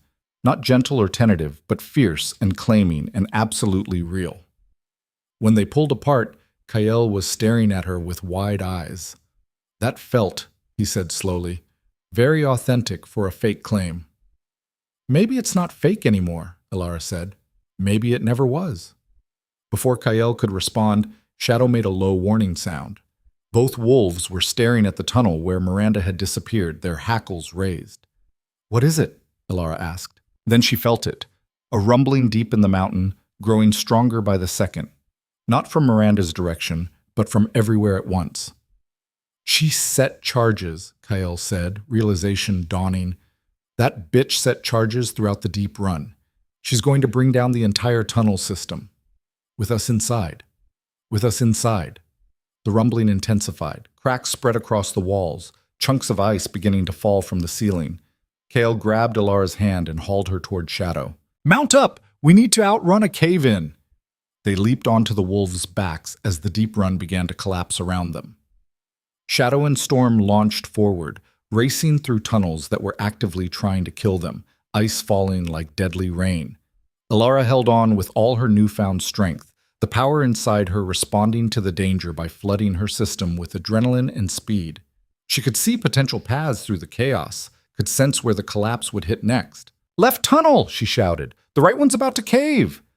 Kael didn't question her, just guided Storm to follow her direction. They veered left seconds before the right tunnel imploded behind them. They ran through a labyrinth of collapsing ice, following Alara's instincts and the wolves' incredible reflexes. Several times, they had to jump gaps that opened beneath them. Once, they were forced to slide under a falling wall of ice that missed crushing them by inches. Finally, when Alara thought they couldn't possibly survive another second, she saw it, a pinpoint of light ahead, growing larger as they raced toward it. Exit, Kael shouted. Don't slow down! They exploded from the mountain just as the entire deep run collapsed behind them, a massive plume of ice and snow erupting like a volcano. The wolves didn't stop, couldn't stop, their momentum carrying them down the mountainside in a barely controlled slide. They hit the bottom in a tumble of fur and bodies and snow, rolling until friction and gravity finally brought them to a stop. Alara lay on her back, staring up at the night sky, her whole body shaking from exertion and residual power and sheer disbelief that she was still alive. Beside her, Kael started laughing, not polite amusement, but genuine, uncontrolled laughter. We survived the deep run. We actually survived the deep run. Alara turned her head to look at him, saw blood on his face from a cut above his eyebrow, saw his eyes bright with exhilaration and terror, and something that looked disturbingly like pride. We survived, she agreed, then quieter. But Miranda's going to tell everyone what I am, what I can do. Kael's laughter faded. He sat up, pulled Alara up beside him. In the moonlight, her eyes were still faintly glowing. Let her tell them, he said. Let everyone know that the Voss dynasty isn't dead, that there's a queen in the north and she's done hiding. Shadow and Storm padded over, somehow uninjured despite the insane escape. They pressed against their riders, offering warmth and support. Alara looked back at the mountain where the deep run had been, now nothing but a pile of collapsed ice. Then she looked down at her hands, at the faint silver glow visible beneath her skin, the vial's contents now a permanent part of her. She thought about her father and the desperate gamble he'd made to preserve his bloodline. She thought about her mother, killed before Alara could even remember her. She thought about 2 years of suffering, of being cast aside and forgotten and treated as worthless. And she thought about the power now flowing through her veins, ancient and terrifying and absolutely unstoppable. Kael, she said quietly, what if I can't control this? What if I hurt people I don't mean to hurt? Then we'll figure it out together. Kael's hand found hers, threaded their fingers together. You're not alone anymore, Alara. For better or worse, you're stuck with me. Alara squeezed his hand, holding on to that promise like a lifeline. Because somewhere in the territories, Miranda Cross was already spreading the word, already turning every alpha, every council member, every power-hungry pack leader against the girl who'd just reclaimed a throne they'd worked 2 centuries to destroy. The war was coming. It was inevitable now. And Alara Voss, former Omega, current queen, and the most dangerous woman in the North, would have to decide if she was ready to fight for a crown she'd never wanted in the first place. The safe house was nothing more than a hunter's cabin buried so deep in the wilderness that even most of Kael's pack didn't know it existed. Alara sat by the fireplace, watching silver light pulse beneath her skin in rhythm with her heartbeat, and tried not to think about how her entire existence had become a weapon pointed at the establishment. Kael was on the radio, his voice low and controlled as he coordinated with Sarah. "How many did we lose in the retreat?" 3 warriors confirmed dead, 7 injured, 2 critically. Sarah's voice crackled through the static. "But we got everyone else back to the stronghold. The decoy teams worked. Most of the pursuit went after them instead of you." "And the stronghold's defenses?" "Holding. But Kael, we're getting reports from the border territories. Miranda's telling everyone what happened in the caves, what Alara can do. The council is calling an emergency summit." Kael's jaw tightened. "When?" 3 days. They're demanding your presence, and hers." Sarah paused. "They're calling her an abomination, a genetic experiment that violates natural law. They want her turned over for examination and containment." Alara's hands clenched. Examination and containment. Pretty words for imprisonment and dissection. "Tell the council," Kael said coldly, "that they can examine my mate when they pry her from my dead hands, and not a moment before." "Kael, they're threatening sanctions, trade embargoes. They're talking about declaring you a rogue alpha if you don't comply." "Let them talk. We'll be there in 3 days. And Alara will show them exactly what she is, a rightful queen reclaiming what was stolen from her bloodline." Kael ended the call and turned to find Alara staring at him. "A summit? You want to walk into a room full of the people who murdered my family?" "I want to make them face what they've done, and what they created when they tried to destroy you." Kael crossed the room, knelt beside her chair. "Listen to me. Running won't work. Hiding won't work. These people have unlimited resources and no conscience. The only way we survive is by forcing them to acknowledge your legitimacy. They'll never do that. I'm everything they've spent 2 centuries trying to erase." "Exactly. Which makes you terrifying. And terror, properly leveraged, becomes power." Kael's amber eyes were intense. "But we need to be smart about this, strategic. We can't just walk in and expect them to bow." "Then what do we do?" A slow smile spread across Kael's face. "We give them a demonstration they'll never forget. We show them that you're not some genetic anomaly to be contained. You're the future of the wolf territories, whether they like it or not." Over the next 2 days, Kael trained Alara to control the power flowing through her veins. It turned out that the Voss bloodline came with abilities that went far beyond ice manipulation. She could sense other wolves within a 100-yard radius, track their heartbeats and emotional states. She could read terrain like a 3-dimensional map, instinctively knowing the safest paths and the most dangerous obstacles. And when she focused, she could project authority that made even Kael's most dominant warriors instinctively submit. "It's pack leadership coded into your DNA," Kael explained after Cade, who'd arrived with reinforcements, found himself kneeling without conscious choice when Alara had looked at him directly.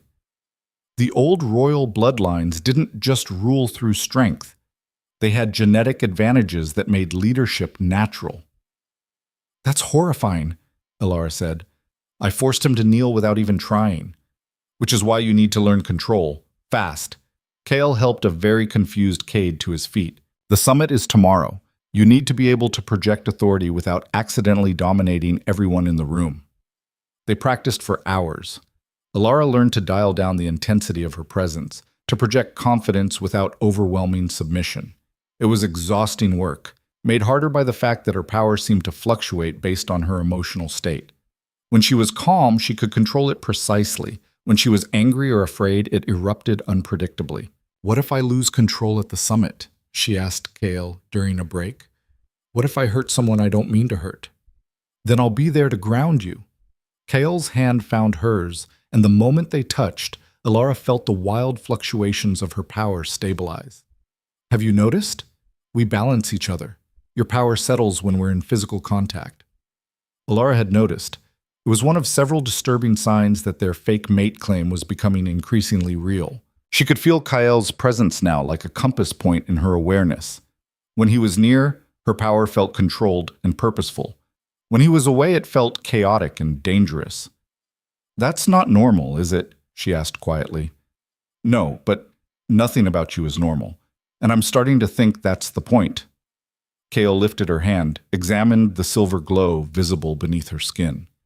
"The vial didn't just give you power, it rewrote your entire genetic structure. You're not the same person who left Frost Hollow. Is that good or bad?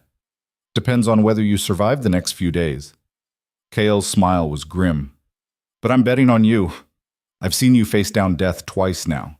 You're stronger than you know." That night, Sarah arrived with something unexpected. A package from an unknown sender addressed to Alara. "We scanned it for explosives and toxins," Sarah said, setting the small box on the table. "It's clean, but the sender used a courier service that specializes in anonymity. We can't trace it." Alara opened the box carefully. Inside was a single object, a crown made of ice that somehow didn't melt, its surface carved with symbols identical to those on the vial. And beneath it, a note written in elegant script. "Your mother wore this at her coronation. It was stolen the night she died. Now it returns to its rightful owner. Wear it to the summit. Show them what they destroyed. Show them what they failed to kill. A friend you don't know you have." Alara lifted the crown with shaking hands. It was cold, but not painfully so, and the moment she touched it, the silver glow beneath her skin intensified, resonating with the ice. "Put it on," Kael said softly. "What if it's a trick? What if—" "Put it on." Alara placed the crown on her head. Immediately, power flooded through her. Not the chaotic surges she'd been fighting to control, but focused and purposeful energy that felt like coming home. The crown didn't just sit on her head, it merged with her, becoming part of her genetic structure just like the vial had. Knowledge flooded her mind, memories that weren't hers, skills she'd never learned. She saw her mother wearing this crown, saw the palace that had been destroyed, saw the dynasty that had ruled for 1,000 years before being wiped out in a single bloody night. And she saw what the Voss Queens had been capable of at the height of their power. "Holy shit," Cade breathed. Her eyes just went pure silver. Alara looked at her reflection in a window and barely recognized herself. The crown sat on her head like it had been made for her, which she realized it had been. Crafted specifically for Voss Queens designed to amplify and focus their natural abilities. She was looking at a weapon.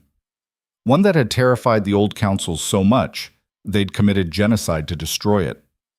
"Tomorrow," she said, her voice carrying harmonics of power that made everyone in the room straighten to attention. "I'm going to that summit, and I'm going to show the Territorial Council exactly what they created when they tried to kill my family." Kael's smile was fierce and proud. "That's my queen." The summit was held in neutral territory, a massive meeting hall carved from mountain stone, designed to host gatherings of multiple packs. By the time Kael's convoy arrived, the parking area was filled with vehicles bearing insignias from every major pack in the northern and central territories. "They all came," Sarah observed, scanning the crowd gathering at the entrance. "Every alpha, every council member. Miranda really spread the word." "Good," Alara said, adjusting the crown on her head. She'd learned she could make it visible or invisible at will. Right now, she kept it hidden. No need to play all their cards immediately. Let them all see what happens when you try to destroy a dynasty. They walked through doors that opened to reveal a council chamber that could hold 500 wolves. Today it held at least 400, all of them turning to stare as Kael and Alara entered. The whispers started immediately. "That's her. The Omega who absorbed the vial. Look at her eyes. There's silver in them. Abomination." Alara lifted her chin and walked down the center aisle like she owned the place. Kael moved beside her, his presence alone keeping the crowd from doing anything more hostile than whisper, but she could feel their fear, their anger, their desperate need to believe she was a threat that could be eliminated. At the front of the chamber sat the Territorial Council, 12 alphas who collectively governed wolf territories spanning half a continent. Miranda Cross sat among them, her expression triumphant. The head councilman, an ancient wolf named Victor Stone, gestured for silence. Alpha Draven, you've brought the genetic anomaly as requested. I've brought my mate, Kale said coldly, who is also a direct descendant of the Voss dynasty. Show some respect, councilman. Respect? Miranda laughed. For something created in a laboratory? For a genetic experiment that violates every natural law? I wasn't created in a laboratory, Ilara said, her voice carrying through the chamber without her needing to raise it. I was born to Marcus and Elena Voss. You murdered my mother when I was an infant.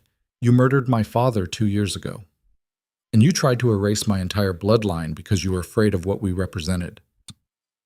We were protecting the natural order, Victor said. The Voss dynasty fell because it had become corrupt and dangerous. Their genetic manipulation, their unnatural powers, were completely natural, a new voice interrupted, and have been documented for over 2,000 years. Everyone turned. Through a side door walked a woman Ilara had never seen before, elderly, with silver hair and eyes that held deep intelligence. She carried herself with authority that rivaled the council members, and several alphas actually stood in deference to her presence.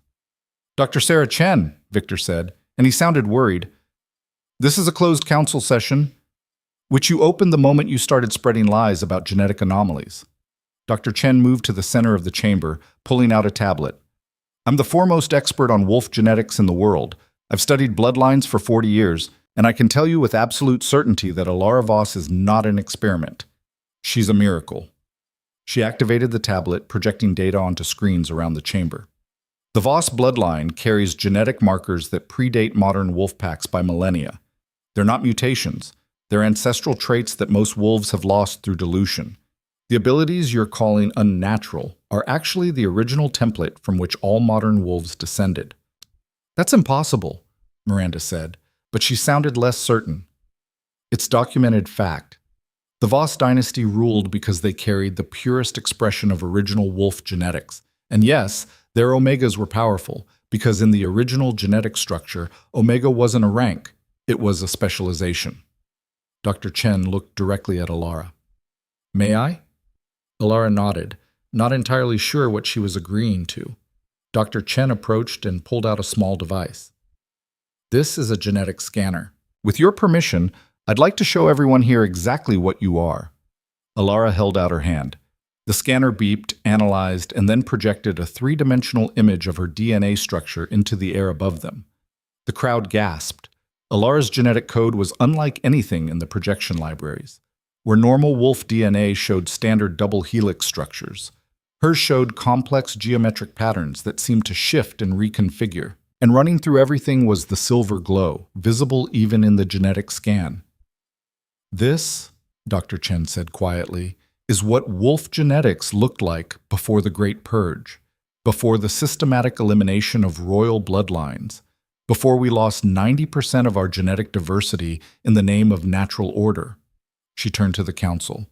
You didn't destroy the Voss dynasty because they were corrupt. You destroyed them because they reminded you that you were all pretenders to a throne you'd stolen. The chamber erupted. Alphas shouting, council members trying to maintain order, everyone talking over everyone else. Ilara stood in the center of it all, watching 2 centuries of lies crumble in real time. Victor Stone's gavel came down like a gunshot. Silence! The noise cut off abruptly. Victor's face was red with fury. Dr. Chen's theories are irrelevant. What matters is that this girl has absorbed a genetic weapon that makes her a threat to every stable pack structure in existence. She must be contained for the safety of all wolves. Contained? Kale's voice was dangerously soft. You mean imprisoned, studied, probably dissected to see if you can replicate her abilities. If necessary, Miranda said, for the greater good. Whose greater good? Ilara asked. Her power was building now, responding to the threat. She could feel the crown activating, focusing the energy. The greater good of alphas who built their authority on murder and lies? The greater good of a council that commits genocide to maintain power? Careful, girl, Victor warned. You're very close to treason. Treason against what? A government that tried to kill my entire family? Ilara's eyes began to glow silver. You want to see what I am? What I'm capable of? Fine. Let me show you. She let the crown become visible. Gasps rippled through the chamber as the ice crown materialized on her head, its surface reflecting light like 1,000 diamonds. And then she released the power she'd been holding back. Authority poured from her like a tidal wave, ancient and absolute. Every wolf in the chamber felt it, the genetic imperative to submit to a true Voss queen. Alara didn't force anyone to kneel. She simply let them feel the full weight of what she was. Half the room went to their knees instinctively. The other half fought it, their own alpha authority warring against the primal recognition of royalty. Even the council members struggled, several of them visibly shaking with the effort of remaining upright. Only Kael seemed unaffected, standing beside her like a pillar of strength. "This is what you tried to destroy," Ilara said, her voice carrying harmonics that made the stone walls vibrate. "This is what you were so afraid of, that you murdered children, that you erased history, that you built an entire governmental structure on the corpse of a dynasty you couldn't control." "Stop this!" Victor gasped, still fighting to remain standing. "Stop this now, or we'll—" "You'll what?" Ilara turned her glowing gaze on him. "Kill me? You've been trying that for 2 years. It hasn't worked out well for you so far." "We are the Territorial Council," Miranda snarled, though she'd dropped to one knee. "We have armies, resources, legal authority. You're one girl with stolen power. Inherited power," Dr. Chen corrected. "And she has something you don't. Legitimacy. Real, genetic, undeniable legitimacy." Alara pulled back her authority, allowing everyone to breathe again. The wolves who'd knelt climbed shakily to their feet, looking confused and ashamed and awed all at once. "I don't want your territories," Alara said into the silence. "I don't want to rule over packs or govern councils, but I won't be hunted anymore. I won't be contained or examined or disappeared like my parents were. So here's my offer." She reached into her pocket and pulled out a small device, a data drive that Dr. Chen had prepared for them. "This contains a complete genetic analysis of my bloodline, along with historical documentation that Dr. Chen has verified. It proves everything I've said. It proves the Voss dynasty was legitimate, and it proves that half of you have no real claim to the territories you control." Alara tossed the drive to Victor, who caught it reflexively. "You have a choice. Acknowledge my bloodline's legitimacy. Stop trying to kill me, and we can coexist peacefully. I'll stay in the north, you'll stay out of my way, and we'll all pretend the last 2 centuries didn't happen." "And if we refuse?" Miranda asked. Alara smiled, and it wasn't a nice expression. "Then I release that data publicly. Every pack in existence will know that their alpha's authority is built on fabricated bloodlines. Every omega will learn that they've been systematically suppressed for 200 years, and you'll have a revolution on your hands that makes the Great Purge look like a minor disagreement." The threat hung in the air, absolute and undeniable. Victor looked at the data drive in his hands, then at Alara, then at the council members around him. She could practically see him calculating, weighing the cost of war against the cost of acknowledgement. Finally, he spoke. "The council will need time to review this information, to verify Dr. Chen's analysis, to consult with—" "You have 48 hours, Kael said. "After that, we assume you've made your choice, and we act accordingly." "This is blackmail," Miranda spat. "This is survival," Alara corrected. "Mine and yours. Choose wisely." She turned and walked from the chamber, Kael beside her, the crowd parting before them like water. Behind them, she could hear the explosion of voices as every alpha and council member tried to talk at once. They made it to the convoy before Alara's legs gave out. Kael caught her, pulled her into the vehicle, and held her while she shook from the adrenaline crash. "That was incredible," he murmured against her hair. "Absolutely incredible. Did you see their faces?" "I almost killed everyone in that room," Ilara whispered. "I could feel it. If I'd pushed just a little harder, they all would have submitted completely. And I wanted to, Kael, for just a moment. I wanted to make them all kneel and never get up again." "But you didn't. That's what matters." Kael pulled back enough to look at her. "You controlled it. You made your point, and then you stopped. That's the difference between a tyrant and a queen. I don't feel like a queen. I feel like I'm about to throw up." Kael laughed and kissed her forehead. "Welcome to politics. It gets easier." "Does it?" "No, but you get better at hiding the nausea." They drove back toward the Northern Territories, Sarah reporting in with updates as they traveled. The summit had dissolved into chaos after their departure, with alphas forming factions and council members calling emergency sessions. Dr. Chen had been bombarded with questions about her research, and Miranda Cross had reportedly left the chamber looking like she'd aged 10 years. "We've got movement on the southern border," Sarah said as they neared the stronghold. 3 pack delegations requesting audience with you. Not hostile, they're calling you, Your Majesty, and asking for treaties. Alara and Kale exchanged looks. "Already?" Alara asked. "Some of the smaller packs have been waiting for someone to challenge the council's authority for decades," Sarah explained. "You just gave them a leader to rally behind." "I don't want to be a leader." "Too late," Kale said, though he was smiling.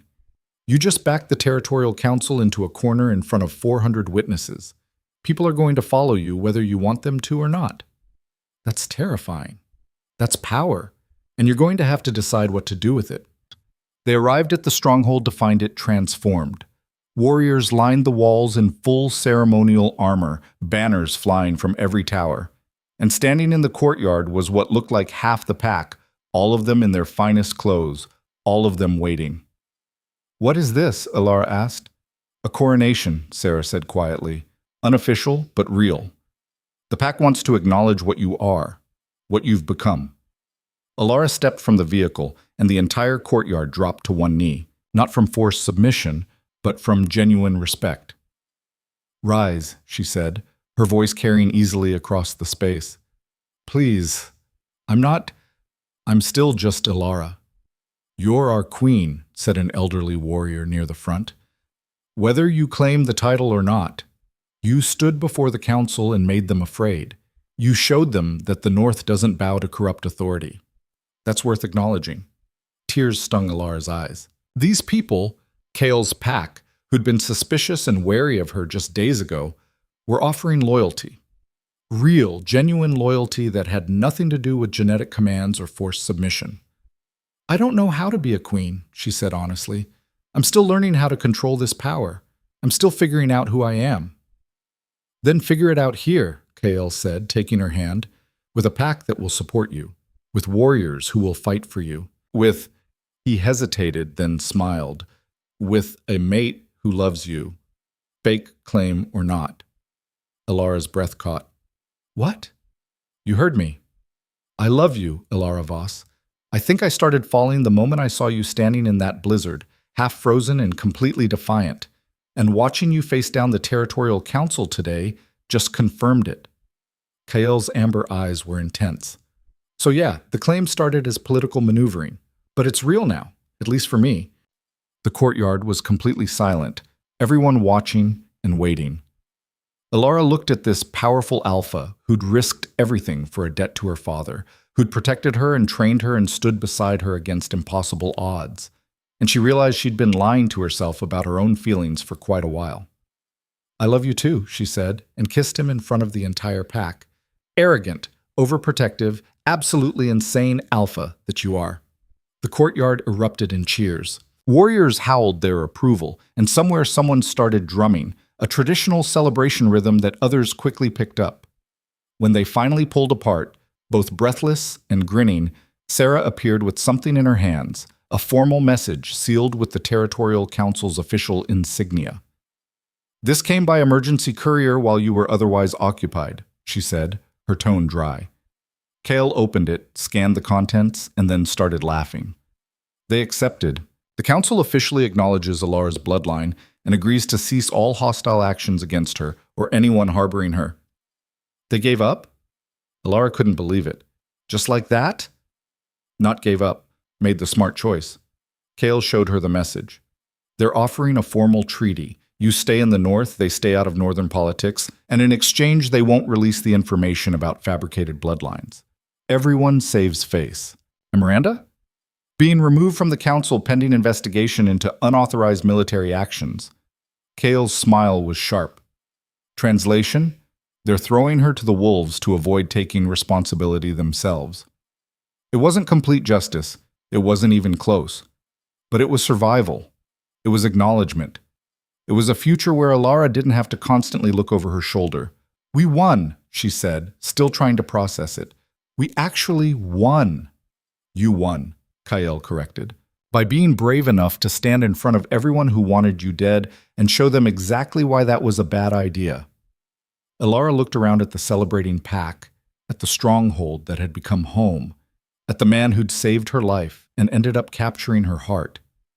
3 days ago, she'd been a forgotten Omega slowly freezing in a cemetery. Now she was a queen with a crown of ice and a pack full of warriors who called her Your Majesty.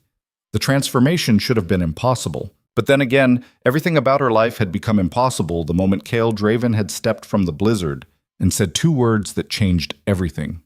You're mine. And standing here now, with a crown on her head and love in her heart and a future that actually looked survivable, Elara Voss finally believed him. She was his. He was hers. And together, they'd just rewritten 200 years of history. The war wasn't over.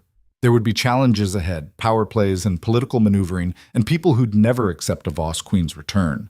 But for tonight, they'd won. And that was enough. The celebration lasted 3 hours before reality crashed back in.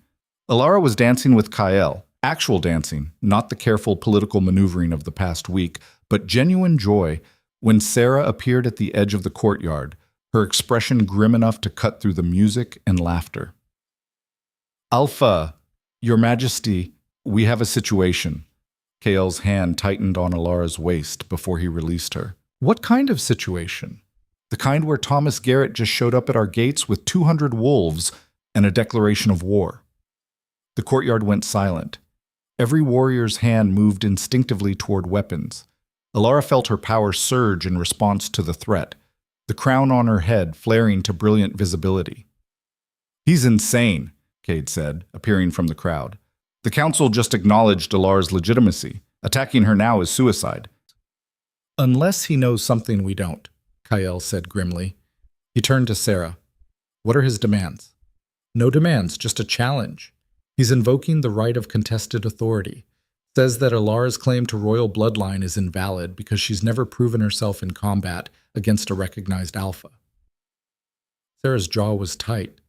It's an ancient law, technically still on the books. If she refuses the challenge, he can claim she's a pretender. But if she accepts and loses, Elara said quietly, understanding the trap, I'm dead, and Thomas gets to claim he defeated a false queen. Either way, he wins politically. Not if you kill him first, Kael said, his voice hard. But his eyes, when they met Alara's, showed worry. You've had 6 days of training. Thomas has been alpha for 20 years. He knows every dirty trick in the book. Then I'll learn some new ones. Elara straightened her shoulders, feeling the weight of the crown and the power flowing through her veins. Take me to him. If he wants a demonstration of what a Voss Queen can do, let's give him one he'll never forget. The gates of the stronghold opened to reveal Thomas Garrett standing in the snow with an army at his back. He looked exactly as Elara remembered, brutal, confident, utterly convinced of his own superiority. When he saw her approaching, his smile was pure predatory satisfaction. Little Elara Voss, all dressed up in your stolen crown, playing queen. His voice carried across the open ground between them. Did you really think a few parlor tricks would make the Territorial Council bow to you forever? They're already having second thoughts, especially when they hear how you died screaming. Big talk from a man who murders unarmed trackers in the woods, Elara called back. Her voice didn't shake, and she was proud of that. How did it feel, Thomas? Pushing my father off that cliff? Did you do it yourself, or were you too cowardly to get your hands dirty? Thomas's smile widened. I did it myself. Looked him right in the eyes while he fell. And you want to know the best part? He knew it was coming. Spent his last moments knowing that his daughter would die cold and alone, just like he did. Rage exploded through Elara, hot and blinding. The crown flared with silver light, and the ground beneath her feet cracked as ice erupted from the frozen earth. Every wolf present felt the surge of power, primal and terrifying. Careful, Thomas taunted. Wouldn't want to lose control in front of all these witnesses. Might make people think you're dangerous, unstable. Exactly the kind of genetic anomaly that needs to be put down. He was baiting her, trying to make her lose control so he could claim she was a threat. But knowing the strategy didn't make it less effective. Not when he was admitting to murdering her father, not when he was standing there grinning about it. Kael's hand found hers, and the touch grounded her. The wild surge of power stabilized, focused. He's trying to make you fight angry, Kael murmured. Don't give him that advantage. I'm going to kill him, Alara said, her voice flat. I know, but do it smart. Do it clean. Make it a demonstration that terrifies everyone watching. Alara took a deep breath, pulled herself together, and stepped forward. I accept your challenge, Thomas Garrett. Right of contested authority, witnessed by both our packs. To the death. To the death, Thomas agreed, and his eyes gleamed with anticipation. No weapons, no outside interference, just alpha against whatever you are. I'm a queen, Alara said softly, and you're about to learn what that means. The combat circle was drawn in the snow, a traditional fighting ring 40 feet in diameter. Warriors from both packs formed the outer boundary, their presence ensuring no one could interfere. Dr. Chen appeared from somewhere in the crowd, positioning herself where she could observe. This is madness, she said to Kael. She's had less than a week to learn control. Thomas has been killing other alphas for 2 decades. I know, Kael said. His face was carved from stone, but Alara could feel his fear through their connection. But if I try to stop this, they'll say she hides behind me, that she's not really a queen, just my pet project. So you're letting her walk into a death match. I'm trusting her to be what she is, what she was born to be. Kael's eyes never left Alara as she removed her coat, standing in just her fighting clothes. A survivor, a warrior, a queen who doesn't need anyone to fight her battles. Alara stepped into the circle. Thomas was already there, stripping off his shirt to reveal a body covered in scars, evidence of dozens of fights, dozens of victories. He was massive, easily twice her weight, with muscles built from a lifetime of violence. She was a half-starved Omega who'd learned to fight 6 days ago. The odds were absurd, but the crown on her head pulsed with power, and Alara could feel her mother's memories flowing through her, techniques and strategies from 1,000 years of Voss queens who'd defended their authority with blood and ice. Last chance to run, Thomas said. I'll make it quick if you bow now. Admit you're nothing but a genetic mistake and a liar. You first, Alara said. Thomas lunged. He was fast for his size, crossing the distance between them in a heartbeat. His fist drove toward Alara's face with enough force to shatter bone. She moved on instinct, the combat precognition her father had noticed, showing her exactly where the blow would land, a fraction of a second before it arrived. She wasn't there when his fist fell. She was 3 feet to the left, her own hand coming up to rake across his exposed ribs with fingers that had somehow grown claws of pure ice. Thomas roared more in surprise than pain and spun to face her. Blood dripped from the shallow cuts on his side. Tricks. Parlor tricks. Let's see how they work when I break every bone in your body. He came at her again, faster now, not giving her time to think. Alara fell back on training she shouldn't have, muscle memory from her mother's time flowing through her like water. She dodged, blocked, countered, not trying to match Thomas's strength, but using his own momentum against him. She was learning something terrifying. Her body knew how to fight. The Voss genetic code included combat techniques refined over millennia. She just had to trust it. Thomas landed a hit, a glancing blow to her shoulder that still sent her stumbling. Pain exploded through her arm, but with it came a surge of power. The crown flared, and ice erupted from the ground beneath Thomas's feet, trying to trap him. He shattered it with brute force, sending shards flying. Is that all you've got? Ice tricks? Your mother had the same abilities. Didn't save her when we put a knife in her back. The taunt was designed to enrage her. Instead, it focused her. Because Alara understood something now. Thomas wasn't just here to kill her. He was here to prove that the Voss dynasty deserved extinction, that royal blood meant nothing against brutal strength. He was wrong. Alara stopped retreating. She planted her feet and let her power build, not in wild surges, but in controlled, purposeful waves. The temperature around the circle dropped 20 degrees in seconds. Frost spread from where she stood, creeping across the ground like living crystal. You want to know what makes a queen, Thomas? She asked, her voice carrying over the watching crowd. It's not just power. It's knowing when to use it, how to use it, and against whom. She raised her hands, and the ice responded. Not creating barriers or weapons this time, but something far more insidious. The moisture in the air began to crystallize, forming a fine mist that settled over everything. Thomas laughed. "What's this? Making it foggy? That's your grand strategy?" "No," Alara said. "This is." She clenched her fists, and every molecule of ice in the mist responded simultaneously. The air itself became a weapon, razor-sharp crystals that sliced through skin like invisible knives.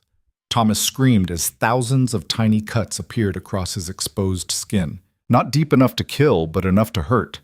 Enough to bleed. Enough to make him understand that he was fighting something beyond his experience.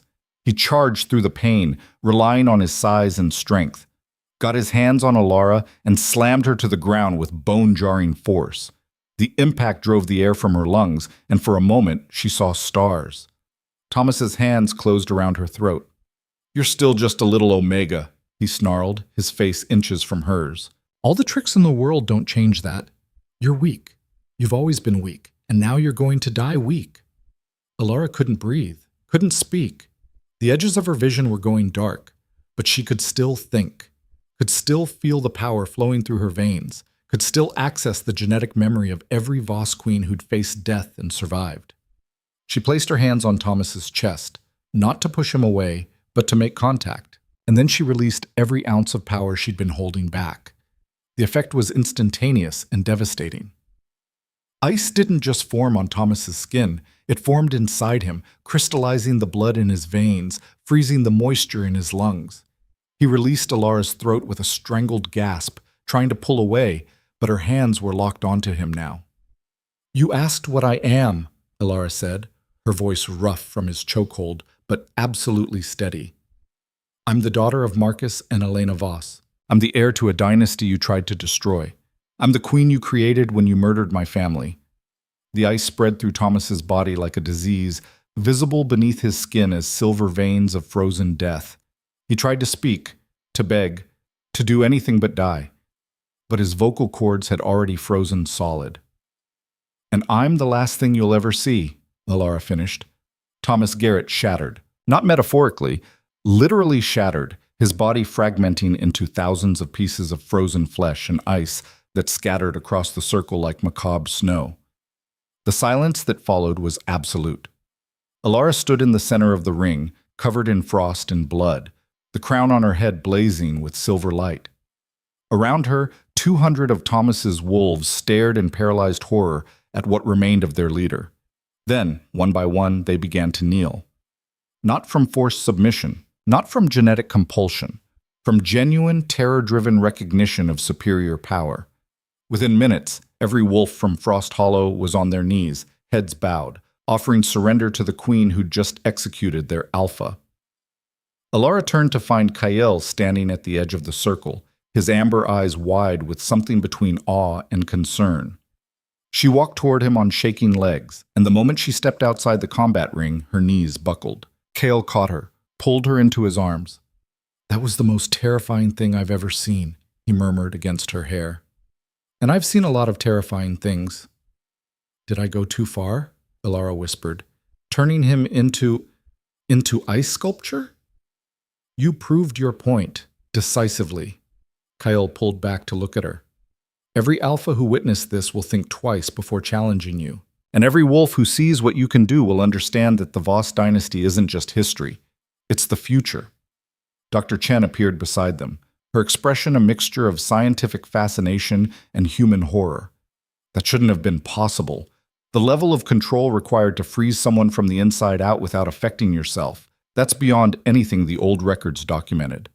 "Maybe the old records were incomplete," Alara said. She was shaking now, adrenaline crash hitting hard. "Or maybe I'm something new, something that happens when you try to destroy a bloodline and fail." "Either way," Sarah said, approaching with Cade and a dozen warriors, "we now have 200 wolves from Frost Hollow who just swore fealty to you. What do you want to do with them?" Alara looked at the kneeling wolves, Thomas's pack, the same people who'd ignored her suffering, who'd laughed when she'd struggled, who'd turned away when she'd needed help. She should hate them, should want revenge against every person who'd made her life hell. But standing there, looking at their terrified faces, she realized something. They'd been following a corrupt alpha because that was all they'd known. Thomas had ruled through fear and violence, and they'd obeyed because the alternative was death. Now they had a choice, a real choice. And how Alara handled this moment would define what kind of queen she would become. "Rise," she said, her voice carrying across the assembled wolves. They rose hesitantly, waiting for judgment.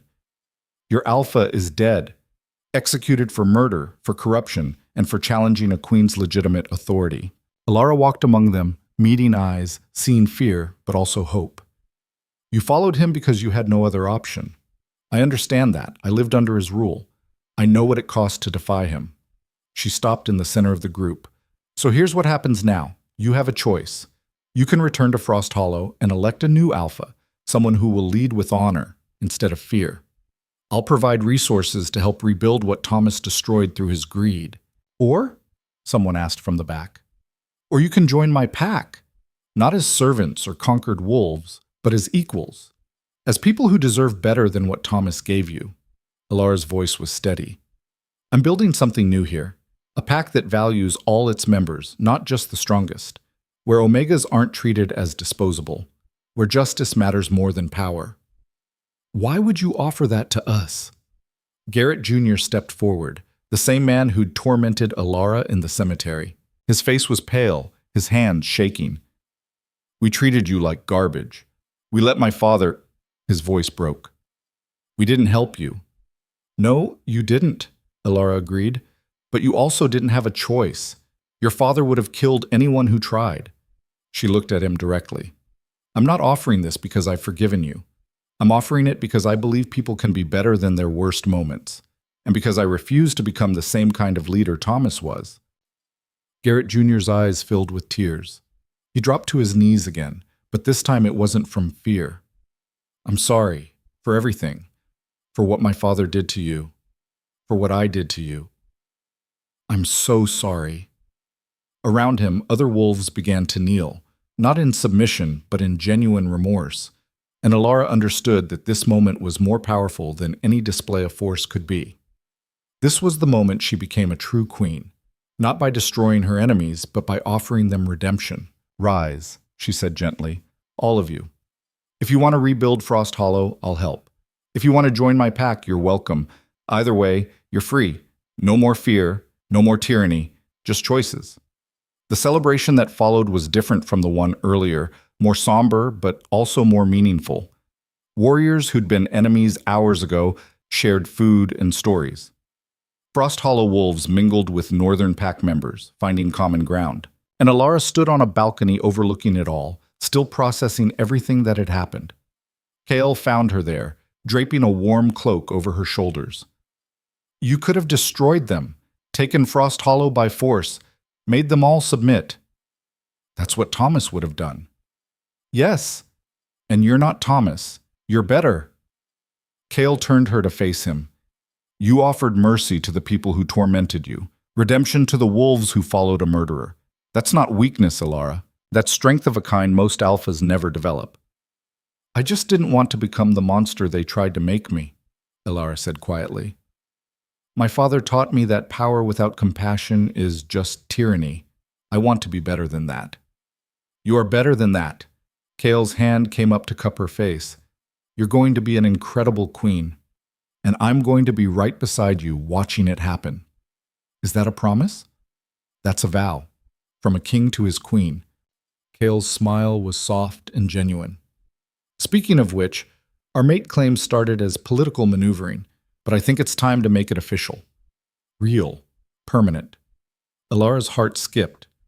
"Are you asking what I think you're asking?" "I'm asking if you'll have me. Not as a political alliance or a strategic partnership, but as an actual mate, someone who loves you and wants to build a future with you." Kale's amber eyes were intense. "So what do you say, Alara Voss? Will you be my queen?" "Only if you'll be my king," Alara said, and kissed him. The official mating ceremony took place 3 days later, witnessed by both packs and representatives from a dozen territories. Dr. Chen officiated, reading from ancient texts that hadn't been used in 2 centuries, the traditional bonding ritual for Voss royalty and their chosen mates. Alara wore her mother's crown and a dress made of ice that somehow never melted, created by her own power, and shaped by Sarah's surprisingly artistic sensibilities. Kyle wore the formal armor of the Northern King, black and silver, and absolutely stunning. When they spoke the ancient vows, Alara felt something click into place. Not just emotional connection, but a genuine genetic bond that tied their bloodlines together. It was more than marriage, more than mating. It was the joining of two dynasties, creating something entirely new. By the power vested in me by historical precedent and genetic authority, Dr. Chen said with a smile, I declare you bonded mates, king and queen of the Northern Territories. May your reign be long and your enemies short-lived. The crowd erupted in howls of celebration. Alara and Kyle kissed while ice and fire swirled around them, her power and his combining in a display that left everyone breathless. Later, after the ceremony and the feast and the endless congratulations, Alara stood at the highest point of the stronghold, looking out over her territory. From here, she could see for miles the frozen mountains, the dark forests, the scattered lights of packed settlements. It was beautiful, harsh and deadly, but beautiful. Thinking about the future? Kyle asked, joining her with 2 glasses of wine. Thinking about how fast everything changed. 3 weeks ago, I was nobody. Now I'm a queen with a territory and a pack, and responsibilities I barely understand. You'll learn. We'll learn together. Kyle handed her a glass. And you won't be alone. That's what the mate bond means. You carry half my strength, I carry half your burden. Alara sipped the wine and leaned against him. The council is still going to be a problem. Miranda might be gone, but there are others who will never accept a Voss on any throne. Let them try something. They saw what you did to Thomas. They're not going to risk open conflict anytime soon. What about the wolves who are still suffering under corrupt alphas? The other Omegas who are being treated the way I was? Kale smiled. Are you planning a revolution, Your Majesty? Maybe. Is that allowed? You're a queen. You can do whatever you want. Kale's expression turned serious. But if you're asking whether I'll support you in creating real change, in challenging pack structures that have stood for 2 centuries, the answer is yes. Absolutely yes. Alara turned to face him fully. It won't be easy. We'll make enemies. Powerful ones. We already have powerful enemies. Might as well make them count. A year later, Alara stood in the same spot, but the view had changed dramatically. What had been scattered settlements were now coordinated communities. What had been isolated packs were now a unified Northern alliance. And what had been a corrupt territorial system was now facing its first real challenge in 200 years. The Northern Territories had become a refuge for displaced Omegas, a place where rank mattered less than capability. Alara's reforms had spread to neighboring packs, and while some alphas resisted, others had seen the benefits of treating all pack members with dignity. It wasn't perfect. There were still challenges, still conflicts, still people who wanted the old ways back. But change had begun. Real, lasting change. Alara watched the sunset paint the snow in shades of gold and crimson, her hand resting on her swollen belly. The baby kicked, responding to her mother's power with its own burst of genetic energy. Active tonight? Kale asked, his own hand joining hers. Very. I think we're having a warrior. Or a queen. Why not both? Alara smiled. She'll need to be strong. The world we're building, it's going to need leaders who understand both power and compassion. She'll have the best teachers, Kyle kissed Alara's temple. Her mother, who turned trauma into transformation, who became a queen not by claiming power, but by proving worthy of it. And her father, who saved a stranger in a blizzard and ended up changing history. They stood together as darkness fell and stars emerged, watching over a territory that had become more than just their home. It had become proof that the past didn't have to define the future, that the people cast aside and forgotten could rise up and reshape the world. Far to the south, in the chambers of the Territorial Council, old alphas argued about the northern threat. They spoke of sanctions and strategic responses and the danger of allowing change to spread. They didn't understand yet that it was already too late. The forgotten Omega they'd tried to destroy had become a queen who couldn't be ignored, and her revolution, quiet, persistent, unstoppable, was already spreading through every territory, every pack, every wolf who'd ever been told they didn't matter. Thomas Garrett's frozen fragments still lay preserved in a vault beneath the stronghold, a reminder to anyone who might challenge Alar's authority. But she rarely thought about him anymore. The past was dead, shattered like ice in the sun. The future, though, the future was alive with possibility. Alara Voss had been the girl no one protected, the Omega everyone forgot, the daughter whose parents were murdered for being too powerful to control. Now she was the queen who proved them all wrong. And standing beside her king, with their child growing strong inside her, overlooking a territory she'd transformed through courage and compassion and the kind of power that came from refusing to break no matter how hard the world pushed, she had never been more ready for whatever came next. The blizzard that had nearly killed her 3 weeks ago had been the end of one life and the beginning of another. A chrysalis of ice and snow that had transformed a girl into something the world had tried to destroy 2 centuries ago and failed. A Voss queen, a warrior, a survivor, and above all else proof that even the smallest wolf could have the biggest bite if they were brave enough to show their teeth.